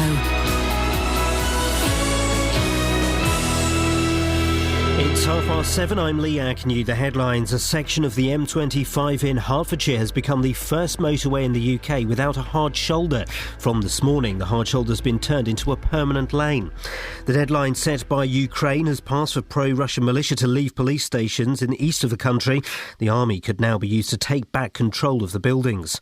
And Britain's biggest drugs company, GlaxoSmithKline, is facing a criminal investigation in Poland over allegations of corruption. It's being alleged that doctors were bribed to prescribe more of its medicines. The weather will be dry today with long spells of sunshine. Top temperatures around 15 degrees Celsius. That's 59 degrees Fahrenheit. Three Counties Sports. BBC Three Counties Radio. The Luton Town manager John Still says he'll look at what went wrong after the Hatters failed to win the conference title on Saturday. They lost 3-2 at home to Braintree, needing the win to guarantee promotion. This would have been fantastic, absolutely. And maybe everyone's got caught up in that. I didn't, but maybe people did. But when people haven't done their job or when people haven't been responsible in their position, I look at myself then, because have I done enough work with them in that? I believe I have, but I've got to look at myself and think, well, I need to go back and have a look at that. And Luton will be crowned conference champions if Cambridge United lose at Kidderminster tomorrow night. Premier League leaders Liverpool beat Manchester City 3-2 at Anfield. Liverpool are 2 points clear of Chelsea and 7 ahead of Man City. But manager Brendan Rodgers isn't making any predictions about lifting the league trophy. The thinking is to enjoy this victory because it was an excellent performance. We get a tough game at Norwich next week. Norwich lost yesterday, but they played very well. So we know that we have to regain our focus very quickly. As I said, we'll just get ready next week, work very hard on the training field, and we know we've got a tough game next week. Hull City came from behind twice to beat Sheffield United 5-3 in the semi-final of the FA Cup. They'll play Arsenal in the final. The American Bubba Watson has won the US Masters Golf. Watson posted a final round of 69 to finish 8 under par. It was the second time he's won the title in 3 years. This one is a lot different. The first one, for me, it's almost like I lucked into it, and this one was a lot of hard work, dedication, and got back here. After giving away that jacket last year, kind of wanted it back, and so I told Adam that we should just keep switching back and forth. And finally, Mo Farah says he will run more marathon races despite finishing 8th in London on his first attempt at the distance. Kenyan world record holder Wilson Kipsang won his second title in the capital. BBC Three Counties News and Sport with more at 8 o'clock. Call 08459 455 555. BBC Three Counties Radio. Did Mo Farah do the Mobot this weekend? I don't think he felt like he was in the mood to do the Mobot. Because if he was doing that for the whole race, that would have... if he was doing the McDonald's M on his head, that would have slowed him down quite significantly. And that may have been... I didn't see it. That may have been the problem. Yeah. Right. Wind resistance. I'm going to say this. We watched a little bit of the marathon. We did see a bit of Mo Farah, actually. And my son asked me a question. One of those questions that, as a dad, as a mum, and my wife went, you can deal with this one. Oh, no, what? Well, how did he... I need to get... OK. So we're watching the marathon. We're watching the leaders of the marathon. Mm-hmm. Can you see where this is going? Oh. Daddy, why have all of them got dark skin? Well... So that silence is what we had in our house. Well, OK. Well, some people, as you know, have got different coloured skins. What colour would you say our skin was? Purple. Well, it's not purple, is it? Pink. Pink's a good one. But we'd be classed as white people. They would be classed as black people, and people have different coloured skins. There's different shades of black, and they're not technically black, they're brown. They're different shades of brown. And I didn't see it. Were they all from African countries? Yes, they were. OK. It's to do with fast twitch and slow twitch muscles. There you go. Man, Ben, why weren't you there? And I did say, is this okay to say? Yeah. OK, I said that people from African countries are generally faster in longer races. Yeah. The Is that okay to say that? Or is that a horrible racial stereotype? They are, aren't they? It's to do with the evolutionarily. It's to do with the muscles that are built up. Is it really though, or is it about the amount of support they get when they're training? This is it. I don't know. Have I? Let's put this out there. Have I, said something horribly racist and generalistic to my son that's not based on truth? You're saying, Ben, it's fast twitch, slow twitch muscles. That's what I was taught at school, so I might have to. But you went to school in Alabama, so I don't know. I don't know. But there were 10 lads running. They were all black. My son said, "Daddy, why have all those men got dark skin?" I said, because. Generally, people from African... I'm phrasing it really badly now. Generally... There's only some African countries that seem to excel, isn't it? Yeah. Some people from some African countries are generally faster in longer races than white people. It seems to be the case. Is there a reason for it? I don't know. Have I said so? It was one of those moments. That wasn't the main thrust of my answer. The main thrust of my answer was, hey man, we're all different colours. There are brown people. There are different shades of brown depending where they come from. Your grandmother's Greek, so she's slightly dark. She's slightly darker than we are. That was kind of the answer about colour. But I did have to address the issue of the fact that there were Kenyans and Ethiopians who were leading the race. Did I get the answer right? I don't know. 08459 455 555. It's a tough one, isn't it? Or maybe it's not. I don't know. Maybe it's my classic white middle-class guilt that's making it a tough one. Tim's in Bromma. Morning, Tim. Good morning. How are you? I'm all right, thank you, Tim. What would you like to say, boss? I think you're... a little bit condescending saying the marathon's getting a little bit easier, to be honest, because I'd want you on your week off to go out and run just 1 mile without walking and see how hard it is. Oh, it's really hard, I know. Well, why are you saying that the marathon's easy then? No, Tim, I didn't say that. What I said was it would appear that marathons are easier because back in the day when the London Marathon started... How's it easier? It's still 26.2 miles. It's still a very, very long way. Back in the day, when the London Marathon started, very few people did it, and they were the majority of them were highly trained athletes.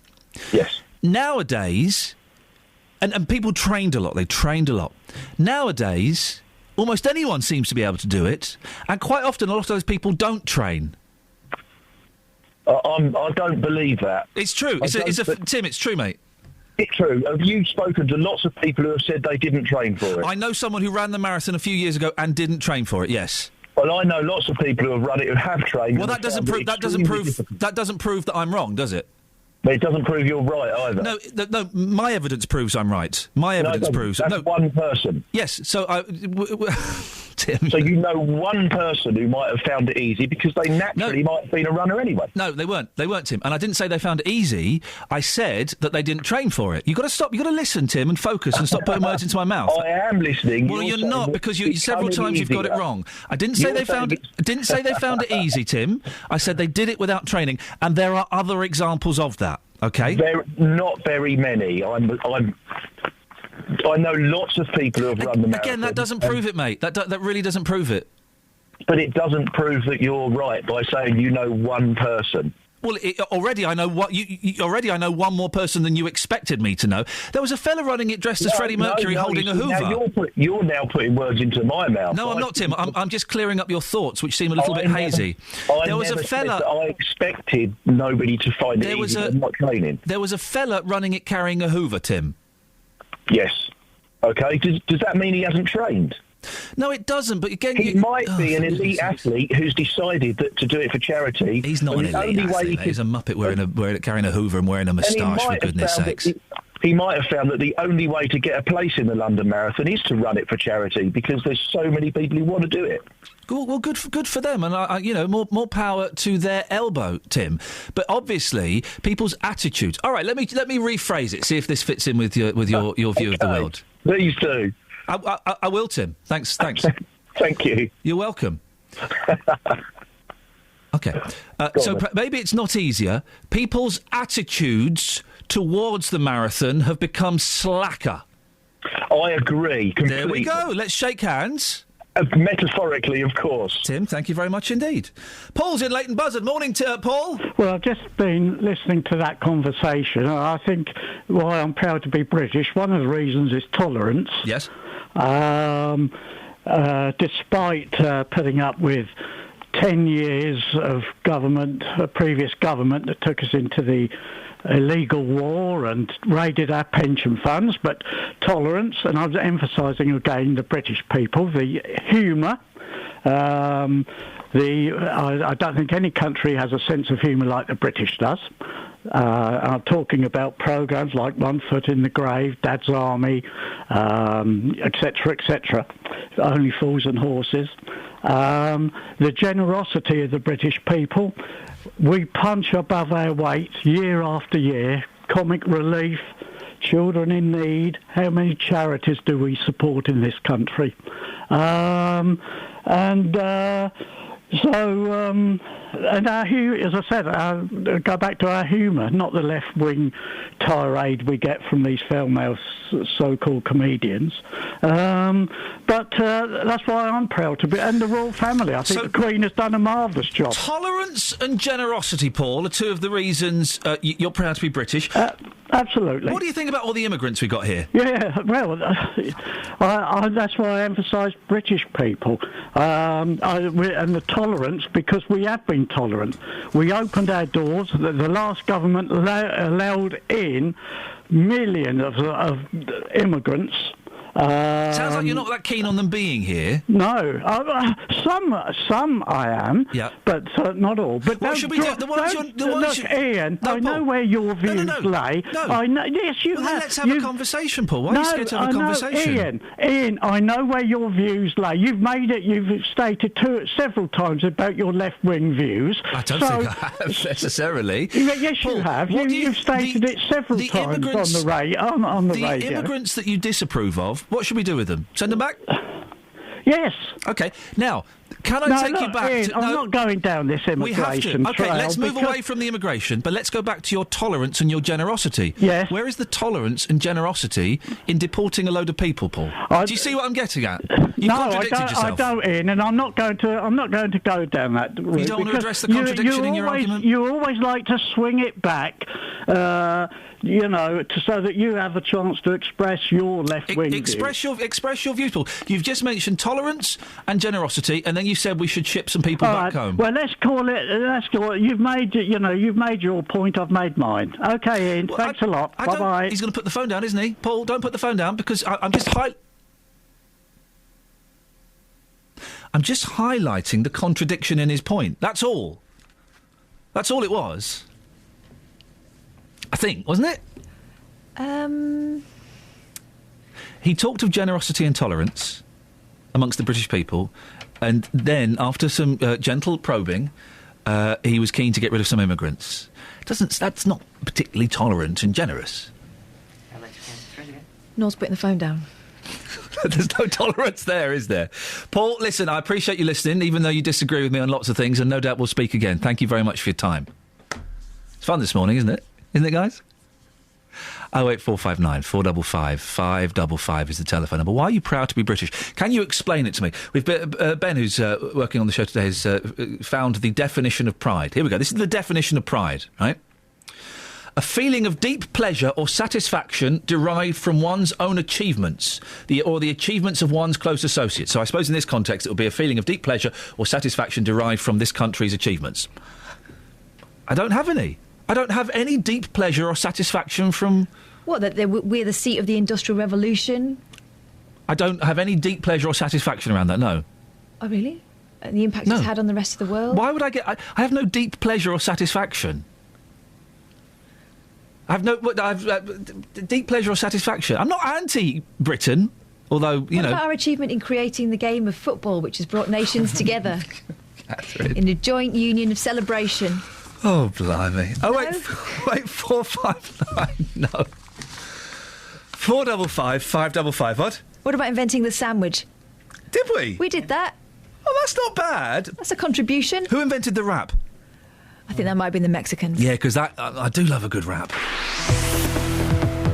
Travel news for beds, cards and bugs. BBC Three Counties Radio. At the Clop Hill roundabout, the A6 southbound looking busy on the approach. Also things very busy at the London Coney roundabout. Both North Orbital approaches looking heavy there. In Kings Langley, the A41 is queuing to join the M25. And then on the M25 itself, anti-clockwise, very slow between junction 21 for the M1 and 16 for the M40.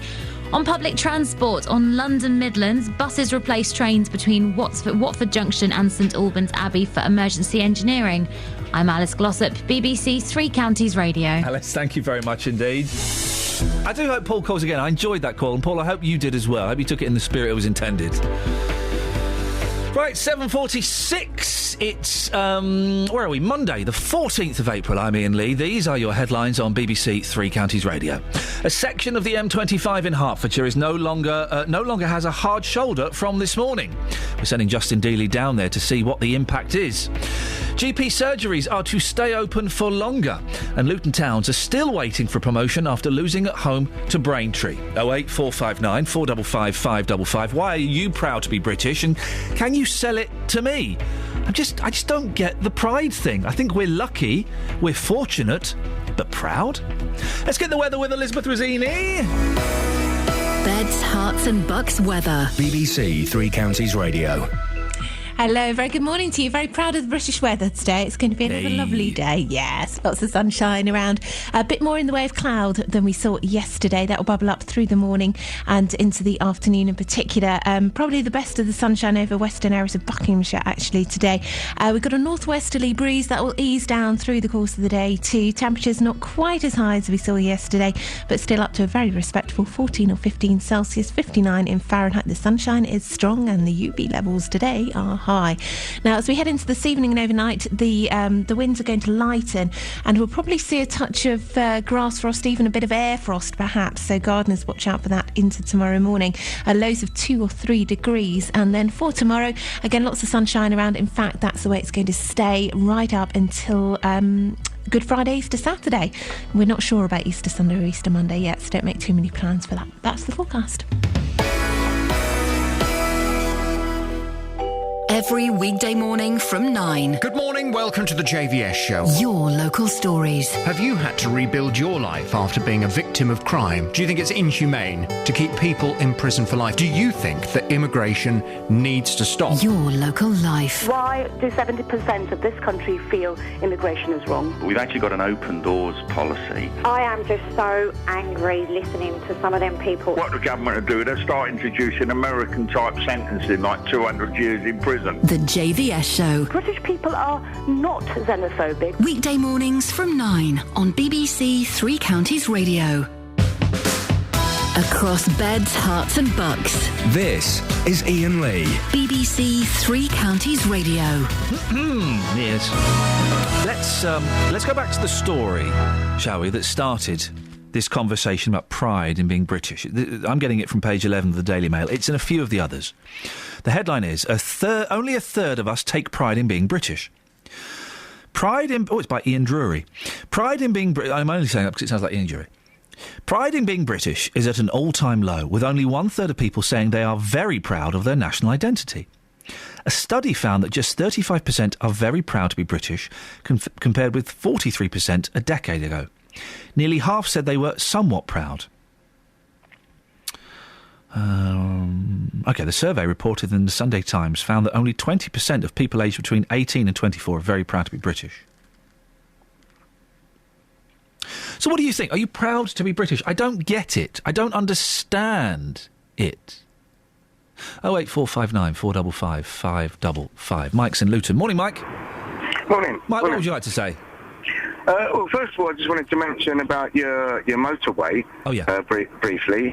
And I was going to say, if a car overtakes you, it takes you on the outside. If it undertakes you, it takes you on the inside. So that will give you a clue as to which is the inside and which is the outside. Thank you very much. I appreciate that. I'm a little bit dumb when it comes to things like that, so thank you very much, Mike. Now, the other thing I was going to mention was about being proud to be British. Yeah.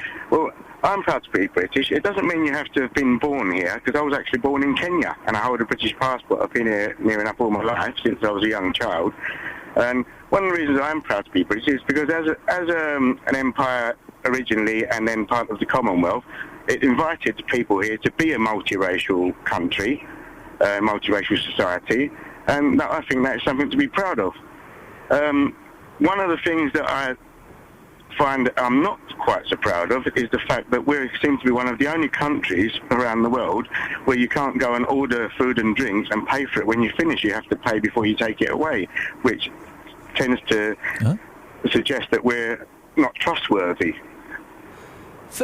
What do you mean in bars and things? Yes. Because in restaurants, obviously, you pay when you finish the meal. Yeah, most restaurants, yes, but if it's anywhere else, bars, clubs, even pubs that you eat in, you always have to pay before you... Yeah, and, I find that... In the great scheme of things, you mentioned the Commonwealth. Well, we could talk about oppression, could talk about slavery, we could talk about wars that are perceived as being illegal. If the only problem you've got is that in some pubs, when you order a burger and chips, you've got to pay at the bar, then I guess we're not doing too badly, are we?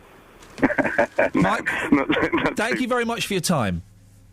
08459 455 555. Andy's near Luton. Morning, Andy. Are you proud to be British? No. Tell me why not. Well, the ability in this country to... freedom of speech you're on about, which we're doing right now. Yes, we can have a chat, but certain parts of the world still do. They have the freedom of speech. But for us, our backbone's gone, mate.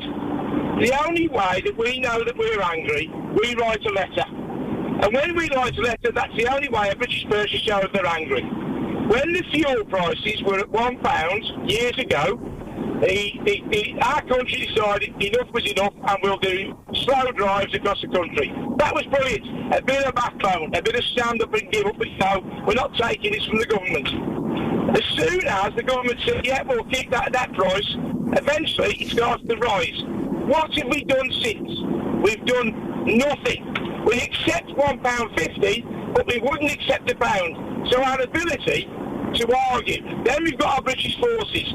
We used to have the best forces, the police force, the army, the RAF and the navy. All those have been reduced to what?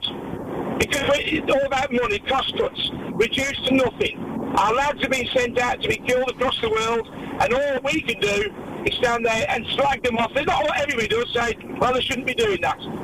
We all do jobs in this country, we all live together, but as a British person, I love the country.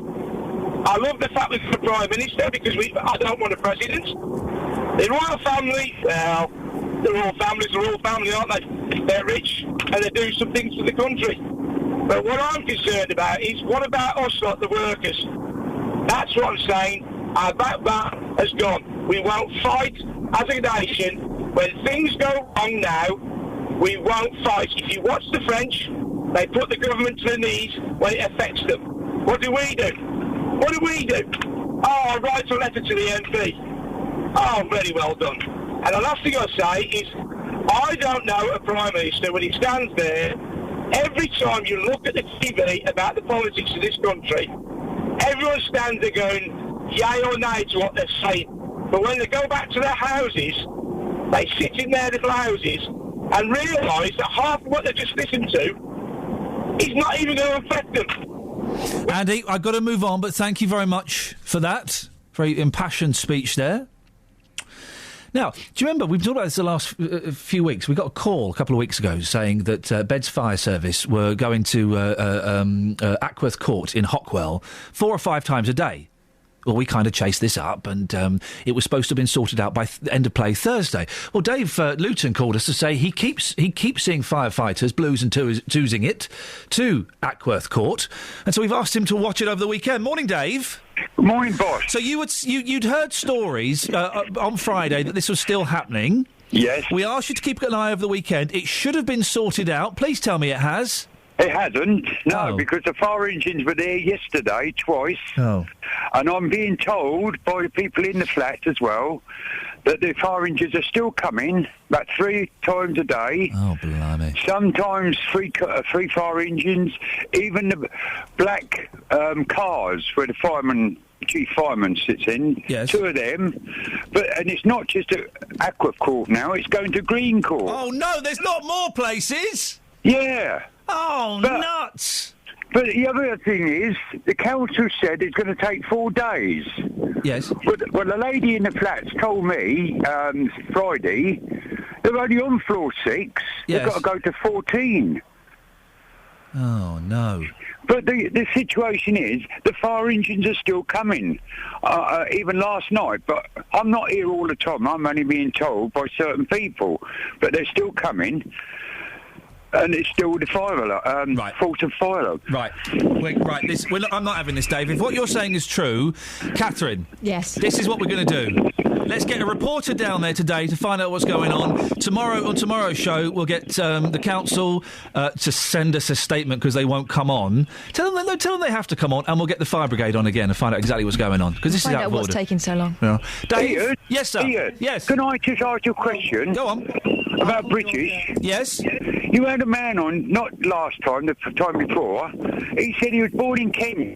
Yep. But he's proud to be British. Yes. But he's not British. Well, maybe he's taken British citizenship. No, he's still not right. Still not British. Well, if he's got even British... though he's taken... No, he's not. Even if he's taken British citizen. He's not British. He's a Kenyan. Right, but he's taken British citizenship. So he's a British citizen, so he's British. Yeah, but he's not... But he's not born in this country, so he's not British. Now that's an interesting point you raised. So you have to be born in this country to be British, do you? Of course you do. What about... I was born in this country. I'm proud to be British, but I hate this country. I hate this country. There's an oxymoron. No, I hate this country now than what it was many years ago. Why do you hate it now, Dave? Because the society in this country is so violent, so cruel, so evil. No, it's not. It is. It's not. You go. If you lived in my time of the 50s and 60s, it was a brilliant country, absolutely brilliant. There was the craze. There was all the Moors murders. There were gangs roaming around with razor blades. And do you know what? Here's something. What young gangs used to do. They used to sew razor blades in their the back of their lapels on their jackets, so if someone grabbed them, they'd slice their fingers. Yeah, but the thing is, like the Craigs were only fighting amongst their gangs. No, they weren't, mate. They weren't. I was reading a really interesting report about what the Craigs got up to sexually. They were also into all kinds of shenanigans. This whole thing about the Craigs only hurt their own kind is not true. I sat with the Craigs. I sat with the Richardsons. Yeah, they were nasty pieces of work. They was not. If you sat with them... Dave, one of the Craigs was a paedophile, mate. Right, but hold on. They were fighting against their own gangs in London, but so they were But they wasn't fighting with ordinary people. OK, Dave, thank you very much indeed. That's a myth. It's a myth about the Craigs. The Crays. I'm doing it now. It's a myth about the Crays. They only fought their own kind. They didn't. They were horrible, violent thugs who ruled by fear, intimidation and bullying. People that look back on them as the romantic criminals, they weren't that at all, I'm afraid. Travel news for beds, cards and bugs. BBC Three Counties Radio. At the Black Cat roundabout, on the speed sensors, all approaches looking very congested at the moment. And the M1 London bound heavy between junction 10 for the Luton Airport Spur Road and 9 for Redbourne. The M25 anti-clockwise queuing between junction 21 for the M1 and 16 for the M40. Then on public transport, London Midlands have buses replacing trains between Watford Junction and St Albans Abbey. I'm Alice Glossop, BBC Three Counties Radio. Thank you very much, Alice. I do often wonder. Alice obviously doesn't hear the whole show. She only hears, the 2 minutes before her bit. I wonder what she thinks. I really do. More of your calls on being proud to be British after the news with Lee Agnew. Local and vocal across beds, hearts and bucks. This is BBC Three Counties Radio.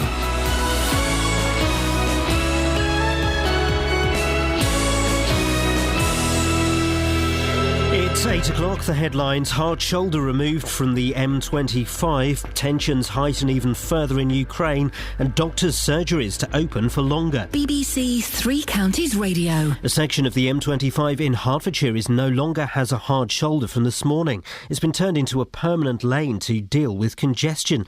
Motoring journalist Adam Rayner from Hertfordshire says it's about time it's put into use. Hard shoulder is an awfully large piece of mostly unused real estate, and also the idea that it is some sort of totally safe refuge is just not the case. The deadline has passed for pro-Russian militia to leave police stations in the east of Ukraine. The army may be used to take back control. But speaking at the UN, Russia's ambassador Vitaly Churkin warned of dramatic consequences if the authorities in Kiev took action. I do hope that the major appeal coming from our delegation has sunk in, that urgent steps need to be taken in order for reckless things not to be undertaken by the Ukrainian authorities. The trial of Abu Hamza, the radical cleric extradited from Britain to the United States in 2012, starts in New York today. He faces 11 terrorism charges, including providing material support to Al-Qaeda. The Department of Health says new opening hours for GP surgeries will benefit far more patients than planned. 1,100 practices are getting funding to help people see a doctor outside normal working hours. But Dr Chand Nagpal from the Doctors' Union, the BMA, is worried about the changes. GP surgeries already are overstretched. It's quite difficult to get an appointment as quickly as we'd like to offer. This pilot doesn't actually address that issue. In fact, it's probably going to result in GPs providing care more thinly, 7 days a week. The right thing to do is for GPs to look after the illest patients, not being less available for them because they're actually trying to provide longer working hours. Britain's biggest drugs company, GlaxoSmithKline, is facing a criminal investigation in Poland over allegations of corruption. It's being alleged that doctors were bribed to prescribe more of its medicines. Many school and college staff hide mental health issues from their employers, according to the Association of Teachers and Lecturers. A survey suggests 7 out of 10 people working in education feel the job is impacting on their health. Vanda Viporska from the ATL says teachers are facing growing levels of stress. We had a report that said that teachers are doing over 60 hours a week regularly. And obviously they have lots of deadlines, lots of inspections. Sometimes they don't feel that their heads are giving them enough time to do the work that they have. In sport, the Luton Town manager John Still says he'll look at what went wrong after the Hatters failed to win the conference title on Saturday. They lost 3-2 at home to Braintree. The weather will be dry today with long spells of sunshine. Top temperatures around 15 degrees Celsius. That's 59 degrees Fahrenheit. Get the latest news and sport online at bbc.co.uk/Three Counties. BBC Three Counties Radio's big tour of beds, hearts and bucks. Interesting shops. There are clothes shops, food shops. People are nice. It's all about where you live. It's nice, it's quiet, yeah, and it's just beautiful. And all this week, we're featuring Woburn and Woburn Sands. You'll have a really good time and meet nice people. The big tour of beds, hearts and bucks. BBC Three Counties Radio. Oh man, it's a spunky show this morning, isn't it? Hopping along. If you want to take part, the phones have been very busy. There are a couple of lines free now. Now is an excellent time to call. What are we talking about? Well, a section of the M25 between junction 23 and 25 has no hard shoulder as of today. It's been turned into a lane. What do you make about that then?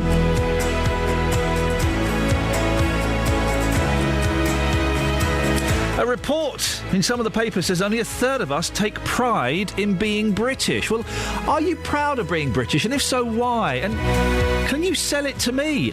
I'm glad to be British. If you look at some of the other alternatives, proud? I don't think so. And can we stop this nonsense, this myth, that the Krays were kind of Robin Hood characters, robbing from the rich and giving to the poor? They were horrible, horrible thugs. Nasty pieces of work. 08459 455 555 is the phone number. Across beds, hearts and bucks. This is BBC Three Counties Radio. No Facebook today. I can't be bothered. Scott's tweeted me. The Krays used to intimidate shopkeepers and make them pay money every week or their shops were burned down. They weren't very nice people. I've cleaned up the last bit of that tweet. But it's true, this romantic... Oh, back in the day, the 50s and the 60s were violent, violent times. Horrible times. Really nasty things happened. So this romantic notion, it was better back then, not having it. Not having it. 08459 455 555. Now, from now on, if you break down on one particular stretch of the M25, you better be a good runner. I'm joking, of course. Just because there's no hard shoulder now between junctions 23 and 25, I'm not suggesting you'd have to get out and leg it if you broke down. Although, what would you do? I'm not completely sure.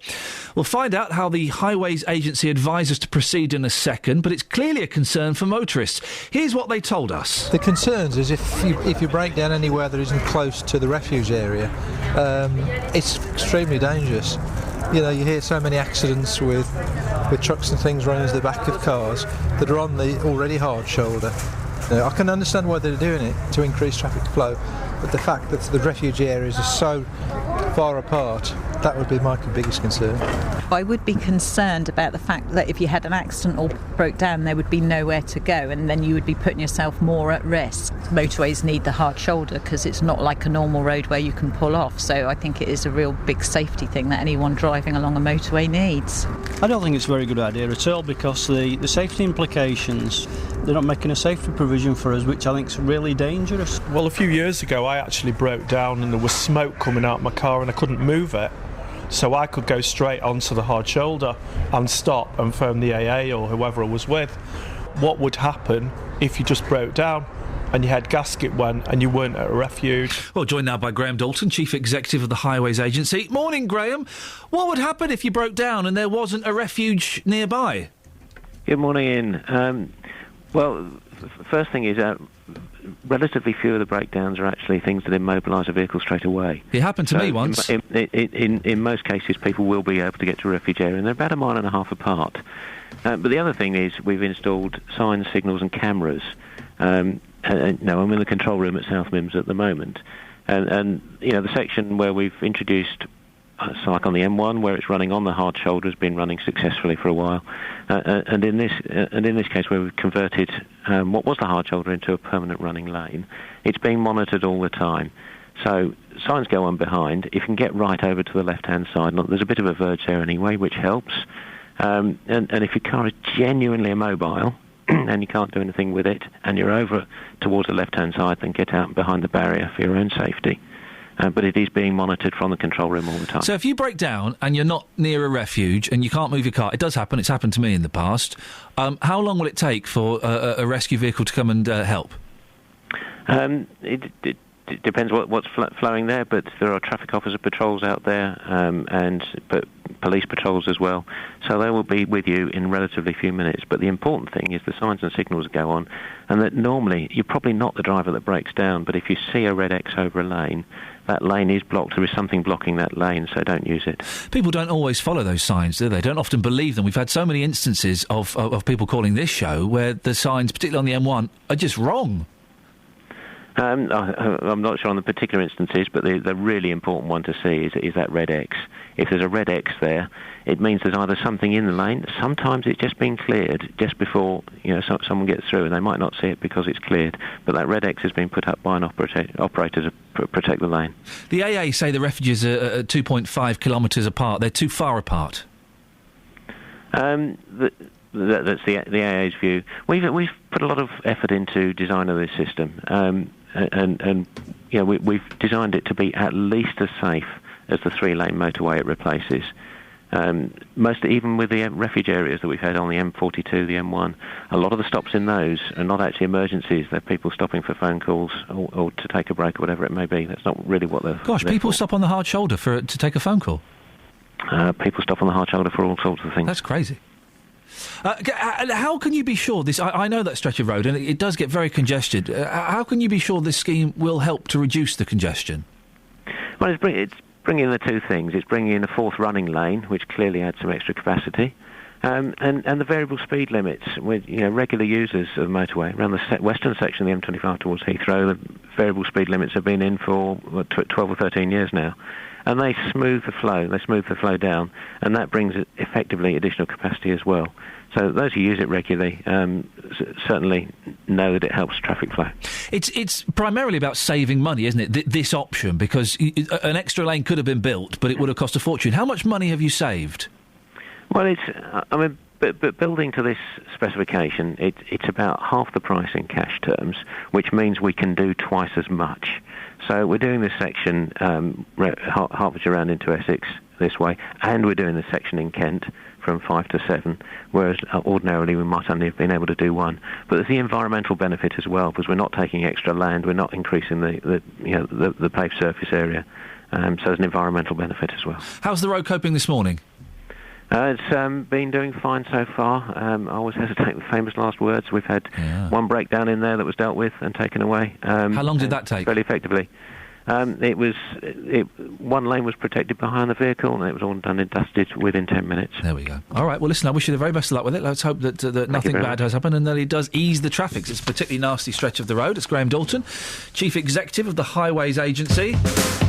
Across beds, hearts and bucks. This is Iain Lee. BBC Three Counties Radio. If you've travelled on that bit of road this morning and you normally travel it, do give us a call, as long as it's safe to do so. And let us know how you got on. 08459 455 555. Are you proud to be British, Trucker Chris? Yes and no. Oh, the old yo. Or Ness. Let me throw a spanner in the works for you here. Go on. And first of all, good morning to Lady Catherine. Oh, for goodness sakes, can you stop this? Oh. I tell you what, you can do, Catherine, you can speak to Chris. Go on. No, go on, Iain, don't be like that about it. No, you leave her alone. Let's throw a spanner in the works. To be British means you belong to one of 4 countries, England, Ireland, Scotland and Wales. That is Great Britain. Yeah? Northern Ireland, yeah. Yeah. Now, if you're born in Wales, you're Welsh. Scots, Scotland, you're Scots. Ireland, you're Irish. If you're born in England, you're English. You're not British, you're English. Well, you're British as well, aren't you? You're part of Great Britain. You're part of Great Britain, but you're not actually British. You're English or Welsh or Scots. But you belong to all 4. Now, to hold a British passport means that you can pick which country you want to live in, but you're still not English, Scots, Irish or Welsh. Yeah, but the Northern Irishmen and the Welshmen and the Scotsmen, they're all our brothers, aren't they? Yeah. We're on the same team. Yeah, it's all the same thing, but you're part of Great Britain. Right. But you've got your own identities. Have you not? Yeah, go on. Yeah, you've got your own identities. So therefore, you all belong to separate countries within the Great Britain scope, or the Great British scope. Mm-hmm. But you can call yourself British, but you're not actually defining which country you come from. Right. You're coming from Great Britain, which is all 4 countries together. So, are you proud to be British?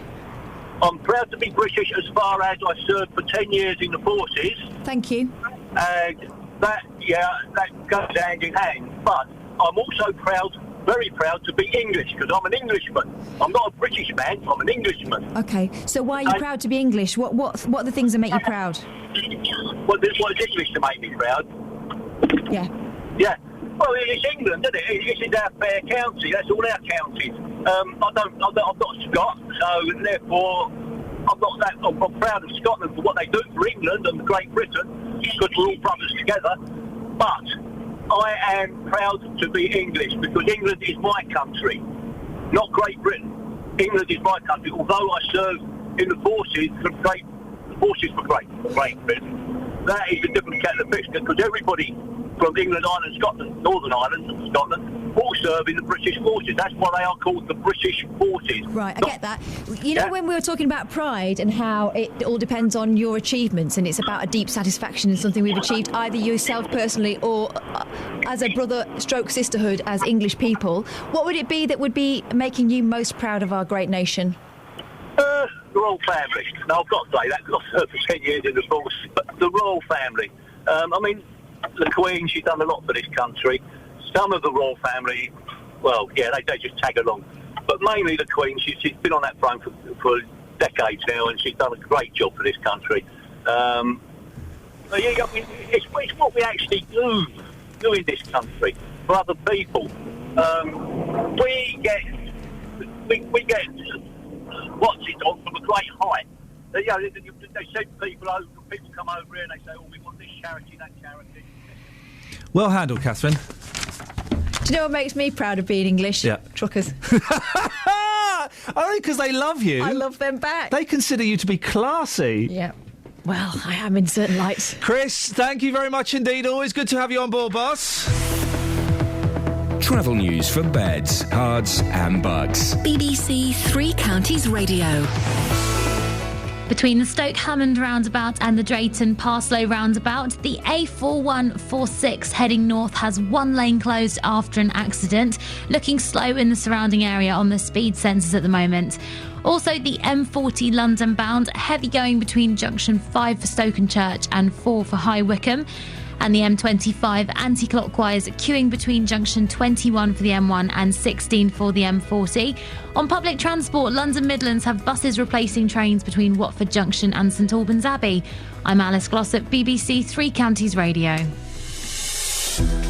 Before I do the news, Catherine, just describe truckers the way you describe them to me, please. Yeah? I love truckers. And I also love cabbies. Yeah. But cabbies, for me, are truckers light. And the other way you described them was? Truckers are full fat cabbies, but I'm not saying they're fat. There we go. Truckers are full fat cabbies, says Catherine Boyle. Discuss. 08459 455 555. Don't even have to come on air. You can discuss it with her off air if you'd like. It's 8:16.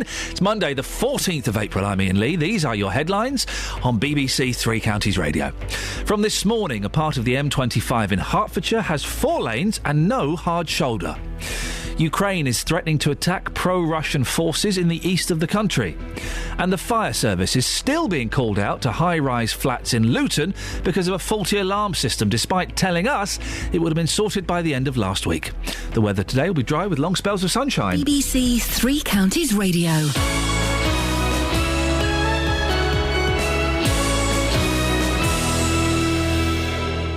Monday the 5th of May is Milton Keynes Marathon Day on BBC Three Counties Radio. As a station, we are going to be going there fully loaded and prepared to go as a team for success. The Milton Keynes Marathon. I'm Laura Moss. I'm the editor of BBC Three Counties Radio. And I'm Jeff Doyle, and I'm the sports editor at BBC Three Counties Radio. Countdown to the Milton Keynes Marathon. Some of us who are extremely fit will be doing more than others, so I think I'm going to end up doing about 8 miles. And I'll be sprinting my mile that I will be doing. And with around 4 weeks to go, let's see how some of our willing runners are training. So what I've been doing is I walk my daughter to school in the morning. That doesn't count. And then I run home. Which is pathetic. However... That is so wrong. Countdown to the Milton Keynes Marathon with BBC Three Counties Radio. Across beds, hearts and bucks. This is Iain Lee. BBC Three Counties Radio. Flipping Twitter. So I've had pro and anti-homeopaths this weekend having a go at me. Then I've had the feminists having a go at me. What have you said to upset the feminists? I said that I think the man should buy the engagement ring and should go and ask for permission from their parents. Right. The feminists took objection to that and accused me of being a horrible misogynist and a sexist. And the woman, I'm going to phrase this very carefully, the woman on Twitter, the feminist campaigner who wanted to get, I think, Florence Nightingale on a £10 note, she went to court, took 2 Twitter people to court. Oh, I know, yes. Caroline somebody. Christina. She took 2 people to court on one. Who? Criado Perez. Christina Criado Perez. Knew Catherine would know her. Yes. She took... Was it Caroline or Christina? Caroline. Okay, Caroline. Okay. She took some people to court because they were horrible to her on Twitter, and she won. Well done, her. Well, she's been horrible about me on Twitter. Not to the same degree, but she says she pities my wife. How patronising. Pities your wife? How patronising. And that I'm a misogynist and that I'm a sexist and that women are not property. You don't go and ask for permission. I think it's a nice tradition to go and ask the parents for permission. No, if they'd said no, I would, of course, ignored it. But it's a tradition. Yes. And yes, I had to give her father 4 goats and £200. But that's by the by. Exactly. Tradition. Flippin' heck. And so I've had a horrible weekend on Twitter. Oh, dear. Well, never mind. You're back in the safe bosom of Beds, Hearts and Bucks. I'm back home where I belong. Exactly. What's on your show today? Coming up on this morning's Big Phone-In, do you feel sorry for today's teachers? I know you mentioned this story a little earlier, didn't you? The Get it out. The Association of Teachers and Lecturers says teachers are overworked, stressed, and unhappy, and the teaching profession is absolutely full of ill health and tiredness. Apparently, a new ATL survey shows that they do more unpaid overtime than any other group, and they're put under constant pressure to meet targets, and they're juggling unacceptable workloads. Well, teachers are off now, aren't they? Yep. It's the Easter holiday. Is it Easter holidays or is it half term? It's kind of both. Easter holidays. So I'm very much hoping from 9, if we discuss this, I'm going to hear from some teachers. I want to know whether you feel sorry for today's teachers. Are today's teachers under more pressure, more stress than at any other time? If you are a teacher yourself, I'd like to hear from you. Perhaps you are married to a teacher or in a relationship with a teacher. Perhaps your children go to school and you observe the teachers at your child's school. Do you feel sorry for them? Are they under too much stress, too much pressure? 08459 455 555. It's the big phone in from 9.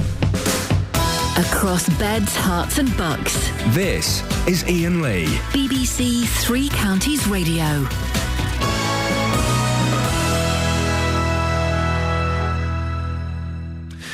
Well, we're talking about that very now, that story right now. Very now. That's not English, is it? No.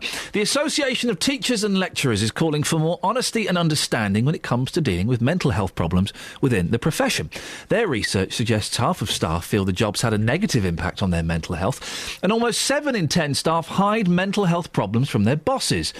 Well, I'm joined now by Dr. Simon Gibbons, who's Head of Teacher Education at the University of Bedfordshire, and also Labour Luton Borough Councillor Jackie Burnett, who's a governor of Farley and Hillbrook Junior Schools in the town. Good morning to both of you. Morning. Jackie, we'll start with you. Are you surprised by these findings? No, I'm not. Tell me why. Because society, being parents and governors, are putting more pressures on teachers to take off the road of parenting. A couple of weeks ago, the Ofsted was suggesting that children should go to school at 2. Are teachers meant to end up potty training and teaching them their 1, 2, 3s and things like that and their vocabulary? Mr. Gove is putting more pressures on teachers. He wants the teachers to compete as a country against with South Korea and China because they're doing better national in the world in league tables. But we don't value our teachers in the same way as other cultures do. We do not value them. There's no harm in there in wanting the best for our children and wanting them to be as good as other countries in the world. Yeah, but as other countries in the world value parenting, parenting is the first job. And the teachers, a lot of teachers are parents as well, so they are parents and they're teaching and doing some of the work parents are meant to do before their children come through across the door, the entrance to school. What mental health issues have teachers spoken to you about? I'm aware of stress, and I make sure at both schools that they are aware of the support the local authority offer on employee support and counselling because they're going through a lot of changes. It's not appropriate for them. I wouldn't feel comfortable if a teacher came directly to myself because as a governor we're dealing strategic, not operational, and I would feel that I'm undermining the head teacher. But I ask the question again, are they aware of the support for the counselling that's going on? Because in the society we are more stressful. Gone are the days of teachers turning up at 9 and finishing at 9:30. But any time you hear about the teaching unions going on strike, you have people moaning, I wish I had 13 weeks. But how many people want to be working on a Saturday and Sunday doing teaching plan and marking books? These are the sort of things more teachers are even working at weekends and holidays to run booster classes. Yeah, there's a lot of booster classes and revision classes going on in Easter holidays now in this country to prepare children for their SATs and their GCSEs. 20, 30 years ago, that was not the case. The profession has changed. And parents and others who don't have a connection to the profession do not understand that. So they're dealing with that, and they're parents themselves.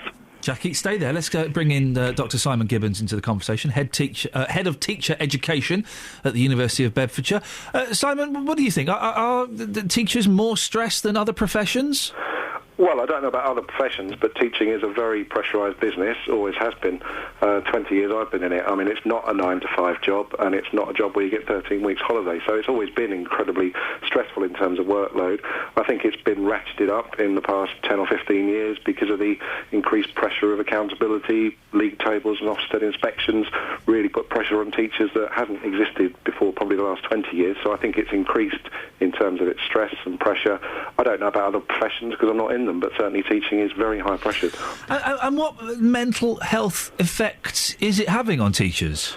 Well, I mean, my guess, I don't know. It would be stress, certainly, tiredness, probably not having a very clear work-life balance, being able to sort of switch off, because it's one of the jobs where there's always something more to do. It's very difficult to switch off when you go home. There's another book to mark, there's another lesson to plan.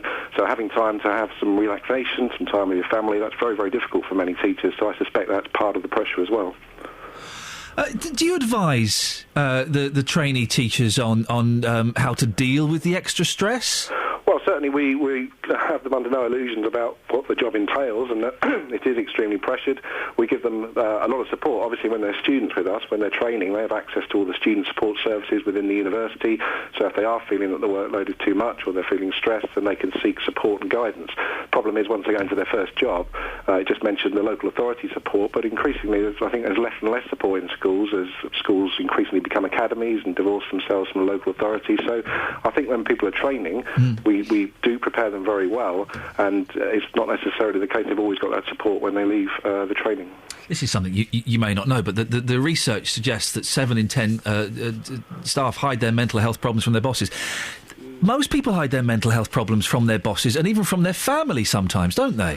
Well, that's absolutely true. I mean, mental health has always been somewhat of a taboo. I think things are changing and it's becoming more talked about, but obviously it's very difficult to admit something like that to your boss, whatever profession you're working in, because you know that they are, they're line managing you, they're responsible for your profession and your development. And also, obviously, if you're working with children, there's that increasing pressure of knowing that the perception is that you have to be working at 100% faculty 100% of the time, and if you've got any weaknesses, that's going to jeopardise the education of children, which is a really high-stakes thing to admit.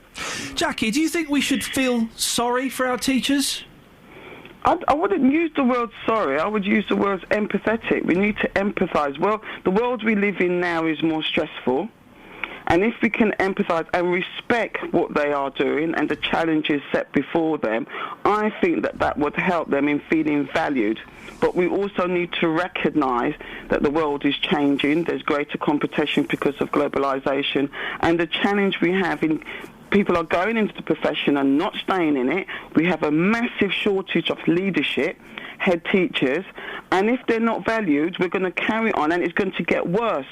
It's not going to get better, because why would you be a head teacher if you're going to do a 70-hour week, 80-hour week, and you're getting older, when you lose out on the opportunity to maybe enjoy your children, grandchildren, things like that. So I think it's important to be empathetic, to respect and value them, and signpost them to support, because there's more and more people I'm coming across who've had mental health problems in all walks of life. Jackie, we have to end it there. Thank you. It's Jackie Burnett. And the other voice you heard was Dr. Simon Gibbons. Well, what do you think? I know JVS is carrying this conversation over from 9 o'clock, but what do you think? Do you feel sorry for teachers? Do you, as Jackie says, do you empathise with them? I work 7 days a week. Now, I'm not in any way saying my job is in any way as stressful or as long-houred as teachers. Would never make that comparison. What I do is in the great scheme of things, it's not building walls or digging ditches or teaching children. Do you know what I'm saying? But I made the choice to take a career where work was sporadic. And when work comes, I kind of have to take it, even if that means working 7 days a week, because next year I might not get any work at all.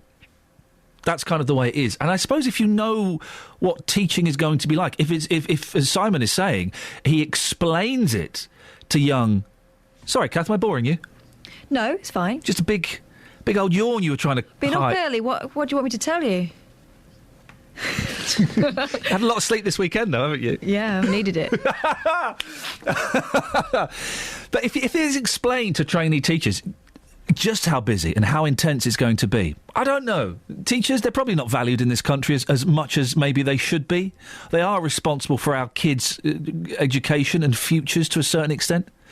08459 455 555. Travel news for beds, cards and bugs. BBC Three Counties Radio. Between the Stoke Hammond roundabout and the Drayton Parslow roundabout, the A4146 northbound has one lane closed after an accident, looking slow on the sensors around the area there. Also in Luton at the Kidneywood roundabout, all of the approaches looking congested to join the M1. And in Stevenage, Hitchin Road, very heavy as you approach the A1M. On the M25 anti-clockwise, there are queues between junction 21 for the M1 and 16 for the M40. And on public transport, London Midlands have buses replacing trains between Watford Junction and St Albans Abbey for emergency engineering. I'm Alice Glossop, BBC Three Counties Radio. Across beds, hearts and bugs. This is BBC Three Counties Radio.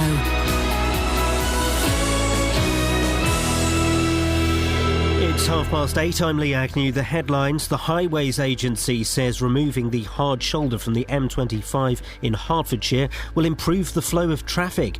From this morning, it has 4 permanent lanes and no hard shoulder. The deadline set by Ukraine has passed for pro-Russian militia to leave police stations in the east of the country. The army could now be used to take back control of the buildings. And a fire alarm system at a block of high-rise flats in Luton is still causing problems for the fire service. Fire crews have been called to Ackworth Court in Hockwell Ring up to 5 times a day because of malfunctioning detectors. The weather will be dry today with long spells of sunshine. Top temperatures around 15 degrees Celsius. That's 59 degrees Fahrenheit. Three Counties Sports. BBC Three Counties Radio. The Luton Town manager John Still says he'll look at what went wrong after the Hatters failed to win the conference title. They lost 3-2 at home to Braintree, needing the win to guarantee promotion. This would have been fantastic, absolutely. And maybe everyone's got caught up in that. I didn't, but maybe people did. But when people haven't done their job or when people haven't been responsible in their position, you know, I look at myself then because have I done enough work with them in that? I believe I have, but I've got to look at myself and think, well, you know, I need to go back and have a look at that. And Luton will be crowned conference champions if Cambridge United lose at Kidderminster tomorrow night. Premier League leaders Liverpool beat Man City 3-2 at Anfield. Liverpool are 2 points clear of Chelsea and 7 ahead of Man City. But manager Brendan Rodgers isn't making any predictions about lifting the league trophy. And the thinking is to enjoy this victory because it was an excellent performance. We get a tough game at Norwich next week. Norwich lost yesterday, but they played very well. So we know that we have to regain our focus very quickly. As I said, we'll just get ready next week, work very hard on the training field, and we know we've got a tough game next week. Hull City are through to the FA Cup final for the first time after beating Sheffield United 5-3. In golf, Bubba Watson has won the US Masters for the second time in 3 years. He shot a final round of 69 to finish 8 under. Woburns' Ian Poulter ended on 2 over par. This golf tournament for me is won and lost on par 5s, and I've lost it this week on the 5s. It's simple. I've played them today level par. I haven't yet sat down to work out, you know, what the guys up front, Spieth and Bubba, have played him this week, but, you know, I would think they're probably 10 shots better than me on the 5s this week. So I knew that coming in. I have to play them really well, and I didn't get it done. Mo Farah says he will run more marathon races despite finishing 8th in London on his first attempt at the distance. And Red Bull's Daniel Ricciardo could have his second place at the season's opening Australian Grand Prix reinstated today. That's if an appeal finds in his favour. Race stewards found the team guilty of a fuel irregularity. And that's BBC Three Counties News and Sport, with more at 9 o'clock. Call 08459 455 555. BBC Three Counties Radio. Hey up, Just. Hey boss, you alright? Yeah, I'm good, fella. Whereabouts are you? I'm at South Mims Services in Hertfordshire, and the sun is shining. OK, now listen, right, if you, what I want, truckers, drivers, ne'er-do-wells. If you see Justin Dealey for the next 25 minutes or so, honk him. Don't give him fingers. We don't like fingers. Happened last week in Burco. And wasn't that rude? I know. Do you know what? Berkhamsted as well, being such a posh, beautiful place. Yes. It was the last place I would have expected for a van to be pulling up next to me, windows coming down, fingers coming out. It was horrible. That's bullying, and we don't condone that here at the BBC, despite what you may have read in some of the newspapers. But if you see Justin, do beep him. It's J-Watch. We're going to launch it properly next week when I come back. Brilliant. It's J-Watch. And we're going to make sure, Justin, that you really are earning your extortionate fee that you get for this show. Yes, I get paid very handsomely, of course. We all do. We're all literally going home and wiping our bottoms with £50 notes. You're on the M25. What's going on? What's happening? Well, you've been talking about this morning because from today on the M25 between junctions 23 and 25, there is no hard shoulder. The Highways Agency have put this into place to try and keep traffic moving in the mornings, particularly at peak times. A lot of people have said, well, it could be dangerous because no hard shoulder. What happens if you break down? This morning, Ian, I've got to say it's working, but then again, the weather's great, it's half term, and there's been no accidents. Yep. So obviously those things come into play. So I've been talking to motorists about this, whether they think having no hard shoulder here is a good idea. Here's what they had to say. Well, Steve, you're using the M25, what, every day? Yes, every day. OK, I'm sorry to hear that. What do you think about this idea of no hard shoulder between junctions 23 and 25? Is that going to work? Well, no, because if there's an accident or a breakdown, the traffic is going to be absolute chaos on them 4 lanes. It has demonstrated already on the 4-lane parts when there's an accident or there's a car broken down, we've all got to move over. People don't, they go down the lane that's closed and then try and push into it. The whole place is jams up. I mean, they have got refuge areas every mile or 2 miles. Do you think they might help? Well, that's handy, isn't it? So now you know where you've got to break down from now on. Then over there. So if you run out of petrol, you've got a free wheel down half a mile to the next rescue bay. It's not going to happen, is it? Good morning, sir. You think this is a fantastic idea? Tell me why. I think it's a flexible way of keeping the traffic moving. What about if a car breaks down, though? Then we've got a problem. Unless they've got make spaces for the broken down traffic, but it's not easy. Do you think it could cause more accidents? Well, it could do, yes. Yeah, if there's a problem like that, yes. But then there's a chance of it being any of the lanes. So it's a great idea, unless there's something that's broken down. Well, it's got to be better than nothing. Chris, you're from Hitchin, using the M25 5 days a week, no hard shoulder from today. Is that a good thing? Yes. Tell me why. Eases congestion, and I've gone the M6 quite a lot, and when that's busy, they open the hard shoulder, and it makes it a lot easier to do anyway. So a lot of people are concerned, though. A lot of people are concerned if there is an accident. I can understand that. You get roadworks, there's no hard shoulder, so when they break down, there's put them. Well, I could say they'd probably get lorries in them to move and something like that. So, yeah. So I'm for it. Well, Justin, a lot of interesting opinions. I've got an email from Pete who says, this is a dangerous and stupid idea. They don't react fast enough on the so-called managed bits of motorway. Last week, driving past Luton, I could see a problem a good 4 gantries before I got to it. There was a broken down car on the hard shoulder. Every one of those gantries said congestion, use hard shoulder. Yeah, absolutely. I mean, personally, I don't think this is going to work. Again, it is working today. The Highways Agency have said to you that they are monitoring this very, very closely as you go on to the M25, just after South Mims, where I am right now. You'll see the signs. It says no hard shoulder for 8 miles. And some of these refuge areas, I've seen them this morning, there are people using them. Whether those people have broken down and managed to get to that refuge area, well, good for them for making it, but some of those people are saying that if you do break down, you've got maybe a mile or 2 to get to that refuge area. What if you don't make it? Traffic's going to be stacking up behind you. I know when I've been on the motorway, I've had 2 or 3 blowouts in my time on the motorway. Gosh. Yes. It wasn't nice at all. So I'm on the hard shoulder waiting for breakdown recovery, and that for me was quite a terrifying experience. And I'm on the hard shoulder with no traffic in that lane. Yep. If you're broken down, if you've got a blowout,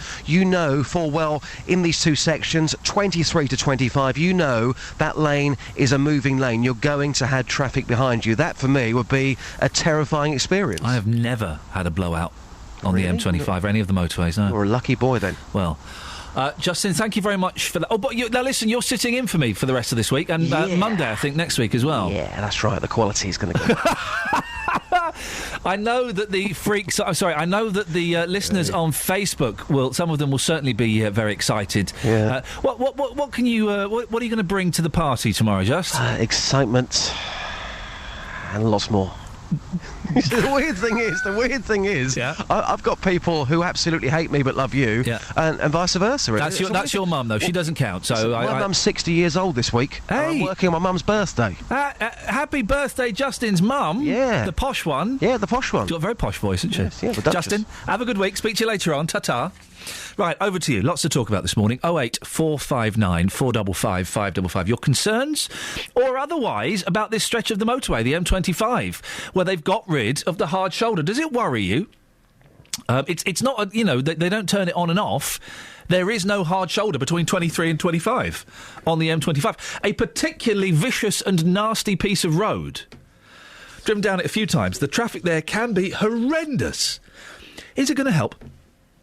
08459 455 555. But I guess the main thing that's got you talking and fired up today is this story about being proud to be British. It's in the Mail, page 11. It's in lots of other papers as well, but it's the one I've got. Only a third of us take pride in being British. Pride in being British is at an all-time low, with only 1/3 of people saying they are very proud of their national identity. Well, lots of you have called up to say, well, no, hang on a second. I'm really proud. I'm really proud to be British. I don't get it. I don't get it. I don't understand pride in where you're born. It's just luck. I'm glad that I'm born here. I feel lucky that I've been born here. There are... you look at some of the countries in the world.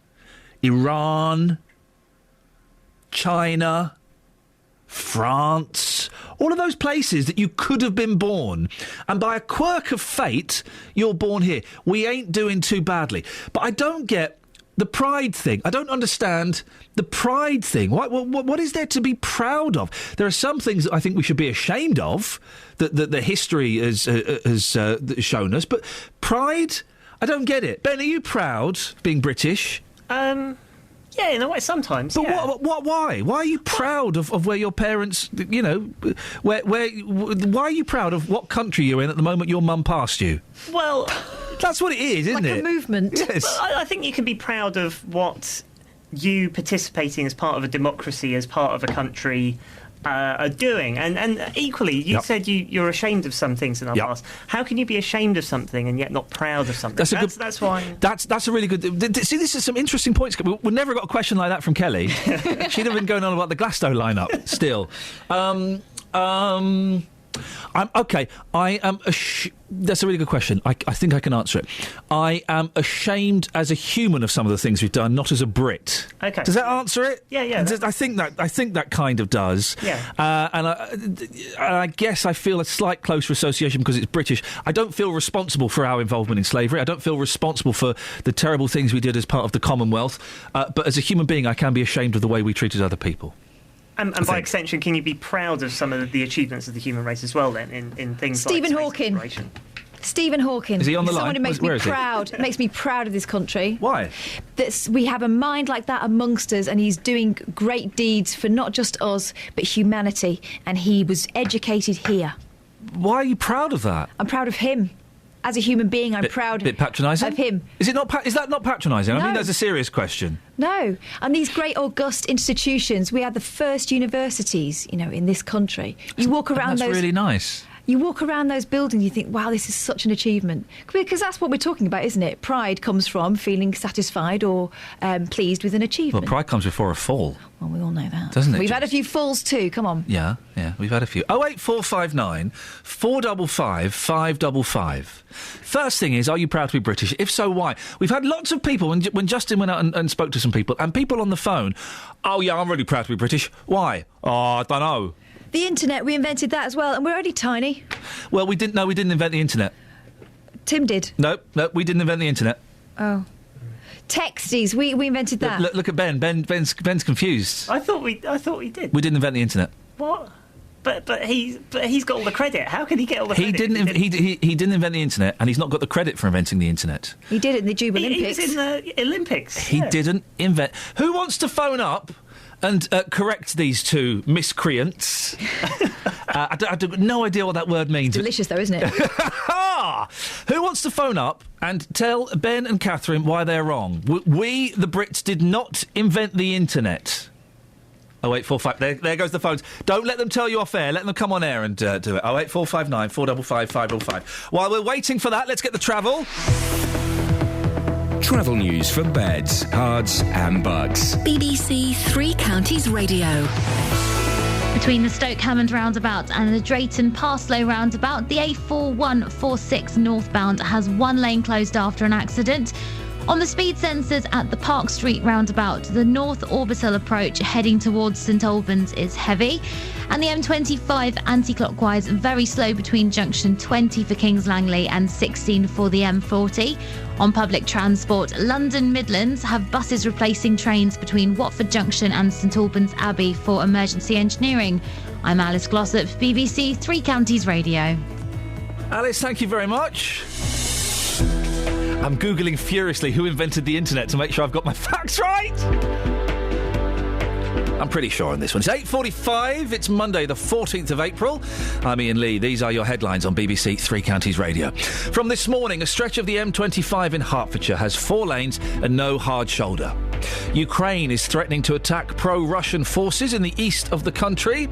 And the fire service is still being called out to high-rise flats in Luton because of a faulty alarm system, despite telling us last week the problem would be solved. 08459 455 555. Colin in Dunstable, stay there. We'll get the weather first with Elizabeth. Beds, Herts and Bucks weather. BBC Three Counties Radio. Hello, very good morning to you. Lots of blue sky, sunshine around for the rest of the day, although a little bit more in the way of cloud than we saw yesterday, bubbling up through the late morning and into the afternoon. Temperatures are rising nicely. Some slightly cooler air than we saw yesterday with a northwesterly breeze. We're looking at highs today of 14 or 15 Celsius across the 3 counties. That's 59 in Fahrenheit. Really nice day again, but watch out, the sunshine is rather strong. The UV levels are very high today. Overnight tonight, then we'll see a widespread grass frost develop in the rural spots. Could even see perhaps a touch of ground frost or air frost in places as well.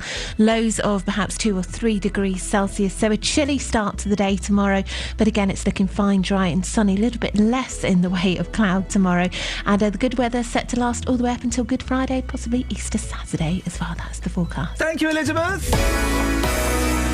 Coming up, a dispute with my team. They think that we, the Brits, invented the internet, but you know it's wrong. Every weekday morning. The shop didn't want to give me them back, so I went to the shop, paid them a fee to get my cylinders back. The JVS show fights for your rights and tackles your consumer problems. I went to speak to this company and I asked them what had happened. It took me absolutely ages to get through to anyone. If you need our help, email jvsshow@bbc.co.uk. After our last discussion about my cylinders, the governing body showed up at my house on the following day. And we could do the same for you. Thanks, Denise, and for the company for getting her cooker back up and running. Here's your horn. The JVS show, weekday mornings from 9 on BBC Three Counties Radio. On FM, AM, online and digital radio. This is Iain Lee. On BBC Three Counties Radio. I got an email from Paul Scoyne. I don't know if you know that guy. My radio's broken. It seems to be playing The Moral Maze on repeat. Oh, and Ben totally owned you just there, mate. Totally. Ben didn't own me. Ben asked a very intelligent question. Thank you. That's all right. I thought about it, and I thought my response was... Yeah. I thought it was a very intelligent question and only slightly different from the one I posed about an hour before, but we'll let that slide. It's completely different. Anyway, listen, you guys have lost all credibility this morning. You think that we, the Brits, invented the internet? Tim Berners-Lee. No, Colin in Dunstable. Can you set them straight, please? Yes, I can. Thank you. It was the American Army that invented the internet, but Tim Berners-Lee invented the World Wide Web. Which is better. What's the difference? Oh, Colin, you're nitpicking now. No, we're not picking... Colin, you carry on, mate. I'll step in if you need any help, but I don't think you do. The internet, which was the main force behind the World Wide Web, but not as good. Was no, as you say, not as good. It was just for the army to transfer information between departments and. So are you telling me like the internet is like a letter? Like an intranet, like a lot of businesses have an intranet. Yes. But Tim Berners-Lee thought, well, this needs to be rolled open to everyone. So he joined them all up, the World Wide Web and hypertext. Yeah, HTTP. Hypertext protocol is the language that they all use. So he was the one that came up with linking all of them together. When was the internet invented, kids? Don't know, but I'm pretty proud of it. About 1992. The late 60s. Next. Stop smoking an imaginary cigar. It's not. It's a rolled-up leaflet from the Guardian. It's Guardian offers. I've rolled it up into a cigar. I am actually pretending to smoke it, Colin. Oh dear, what are you like? What are you like? These kids. Howard, do you agree with all of that? Sort of. Oh, go on. Well, Tim Berners-Lee was the inventor, and another chap called Robert Calaliu. I can't say his surname. That's why we don't talk about him anymore. He was from Belgium. Yes, they were the two guys that invented the www. Or as some people call it, the www dot. Yes. Yeah. They were the two guys that invented that. Yeah. But I believe the first computer was actually based at Bletchley Park. That's great. That's not the question. That's great. But that's not the question. You're referring to Colossus. Yes. Yeah. Howard, Colin, thank you very much indeed. I thought Ernie was the first computer, like to do with that's the milkman. No, Ernie's the pools machine. Not the pools.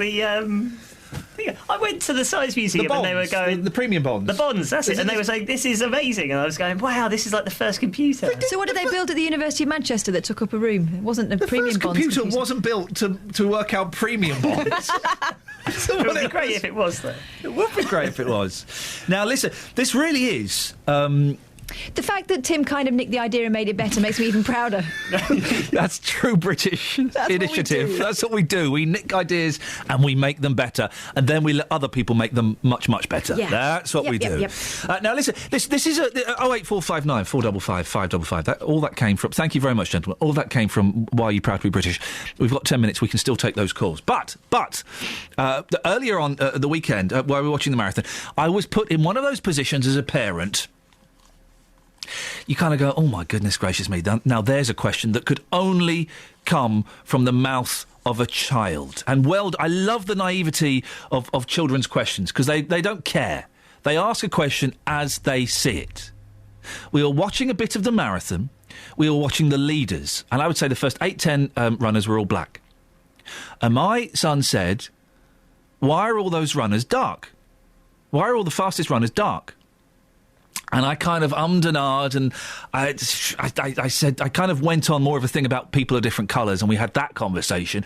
But I said, I don't know if this was accurate or not, that runners from various African countries, including Ethiopia, Somalia, Kenya, they are often faster than white people in long races. Was that the right answer? I don't know. What would you have said?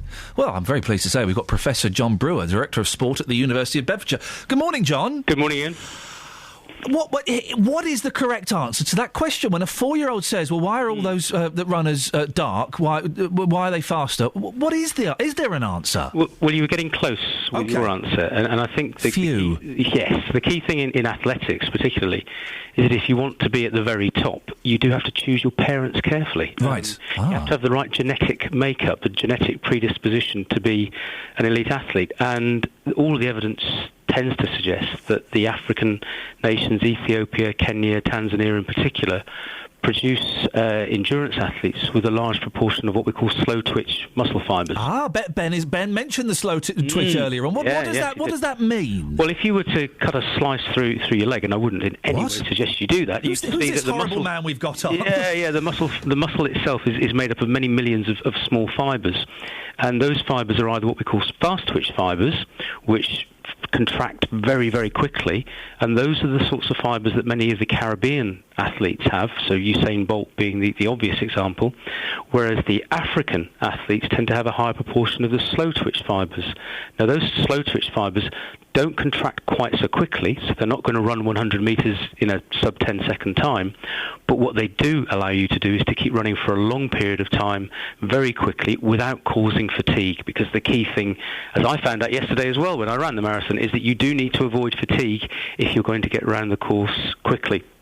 So those slow-twitch fibres, they're slower to contract, but they're also much, much slower to fatigue. And it seems to be that the African nations do have a genetic predisposition for athletes to have a higher proportion of those slow-twitch fibres. Isn't that interesting? Because there was a point a few years ago when one would have been criticised for suggesting that there was a genetic difference between black and white people. That's right, and it's not just genetics, of course. There is another genetic factor which seems to suggest that the African athletes seem to have a much, if you like, a strong but thinner lower leg musculature. So if you look at them, they've got very thin thighs and calf muscles, which are actually still very strong and very efficient, so they allow them to run very efficiently. They allow them to use less oxygen when they're running, but at the same time as well, we've got the slow and the fast twitch fibres and this greater predisposition for slow twitch fibres.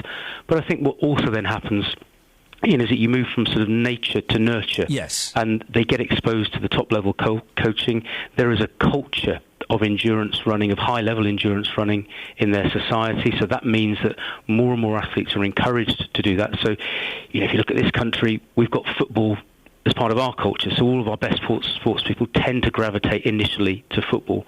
In the African nations, it's very much a culture around endurance running, so they do that, and of course the more athletes you get into that sport, the more likely you are to see some of them rising to the very, very top. So it's a bit of nature, and it's also a bit of nurture going on. Absolutely. Well, I'm glad that, because as I was answering this question yesterday, my white middle-class guilt was kicking in, going, am I being horribly racist? I don't know what... Well, I'm glad you've cleared that up. You said you ran the marathon yesterday, John. Did you win?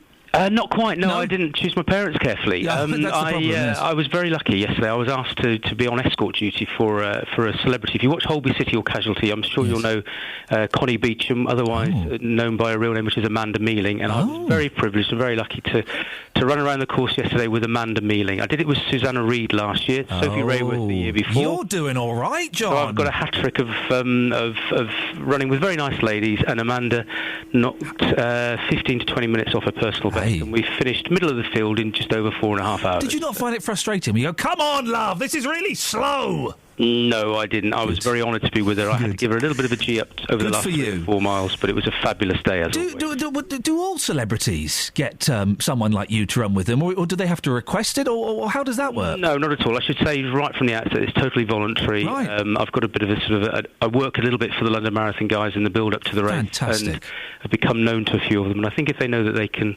sort of trust you and you can do the right job for them. What I would add, though, Iain, is that I'd never be able to do it for somebody like Mo Farah. I think I know my place, I know my physiology, and run with the likes of Amanda is very good, and it was very privileged day to have with her on the course yesterday. Mo Farah came 8th. Should we read too much into that, or was this kind of like last year a bit of a training ground for him, or should we have expected him to do better? I think Mo is probably aware of just what a tough challenge at the highest level the marathon actually is. I think, fantastic athlete, absolutely one of the best, if not the best, that we've ever produced. To have British records from 1,500 up to 10,000 is unique. I think to move from 10,000 to a marathon is a huge leap to take. You're going from 6 miles to 26.2 miles. And great credit to him for coming 8th, but those guys who are winning the London Marathon are seasoned elite marathon runners, and I underline the word marathon there. It's a big leap to take. I suspect we might see over the next few weeks Mo having a little bit of a rain check and say, hang on a minute, perhaps I'm better off sticking at 10k, 5k and not pushing myself to that event where I'm not necessarily going to be the very best. John, I really appreciate you coming on at short notice, and I appreciate you clearing up that question. Excellent stuff. Thank you. That's Professor John Brewer, Director of Sport at the University of Bedfordshire. I'm glad he managed to sort that out. This is BBC Three Counties Radio. Let's get the travel news now with Alice Glossop. Travel news for beds, cards and bugs. BBC Three Counties Radio. The M25 anti-clockwise, slow going between junction 20 for Kings Langley and 16 for the M40. On the speed sensors in Harpenden, the High Street looking very heavy in both directions at the Station Road. Also between Stoke Hammond roundabout and the Drayton Parslow roundabout, the A4146 northbound has one lane closed after an accident. Public transport all looking good. We've got no reported problems there. I'm Alice Glossop, BBC Three Counties Radio. Alice, excellent stuff. Thank you very much indeed. Well, looks like we made it once again. That's it. That's your lot. Lots of phone calls this morning. I do enjoy it when we get lots of phone calls. Thank you very much. I'm off for the rest of the week. Don't worry, Justin Dealey will be sitting in doing a cracking job as he always does. JVS is up next. Until tomorrow from Justin. Ta-ta. Local and vocal across Beds, Herts and Bucks. This is BBC Three Counties Radio. Thank you, Iain. Good morning. Welcome to the JVS show. I'm Jonathan Vernon-Smith. It's Monday, it's 9 o'clock. And on today's big phone-in, do you feel sorry for today's teachers? The Association of Teachers and Lecturers says teachers are overworked.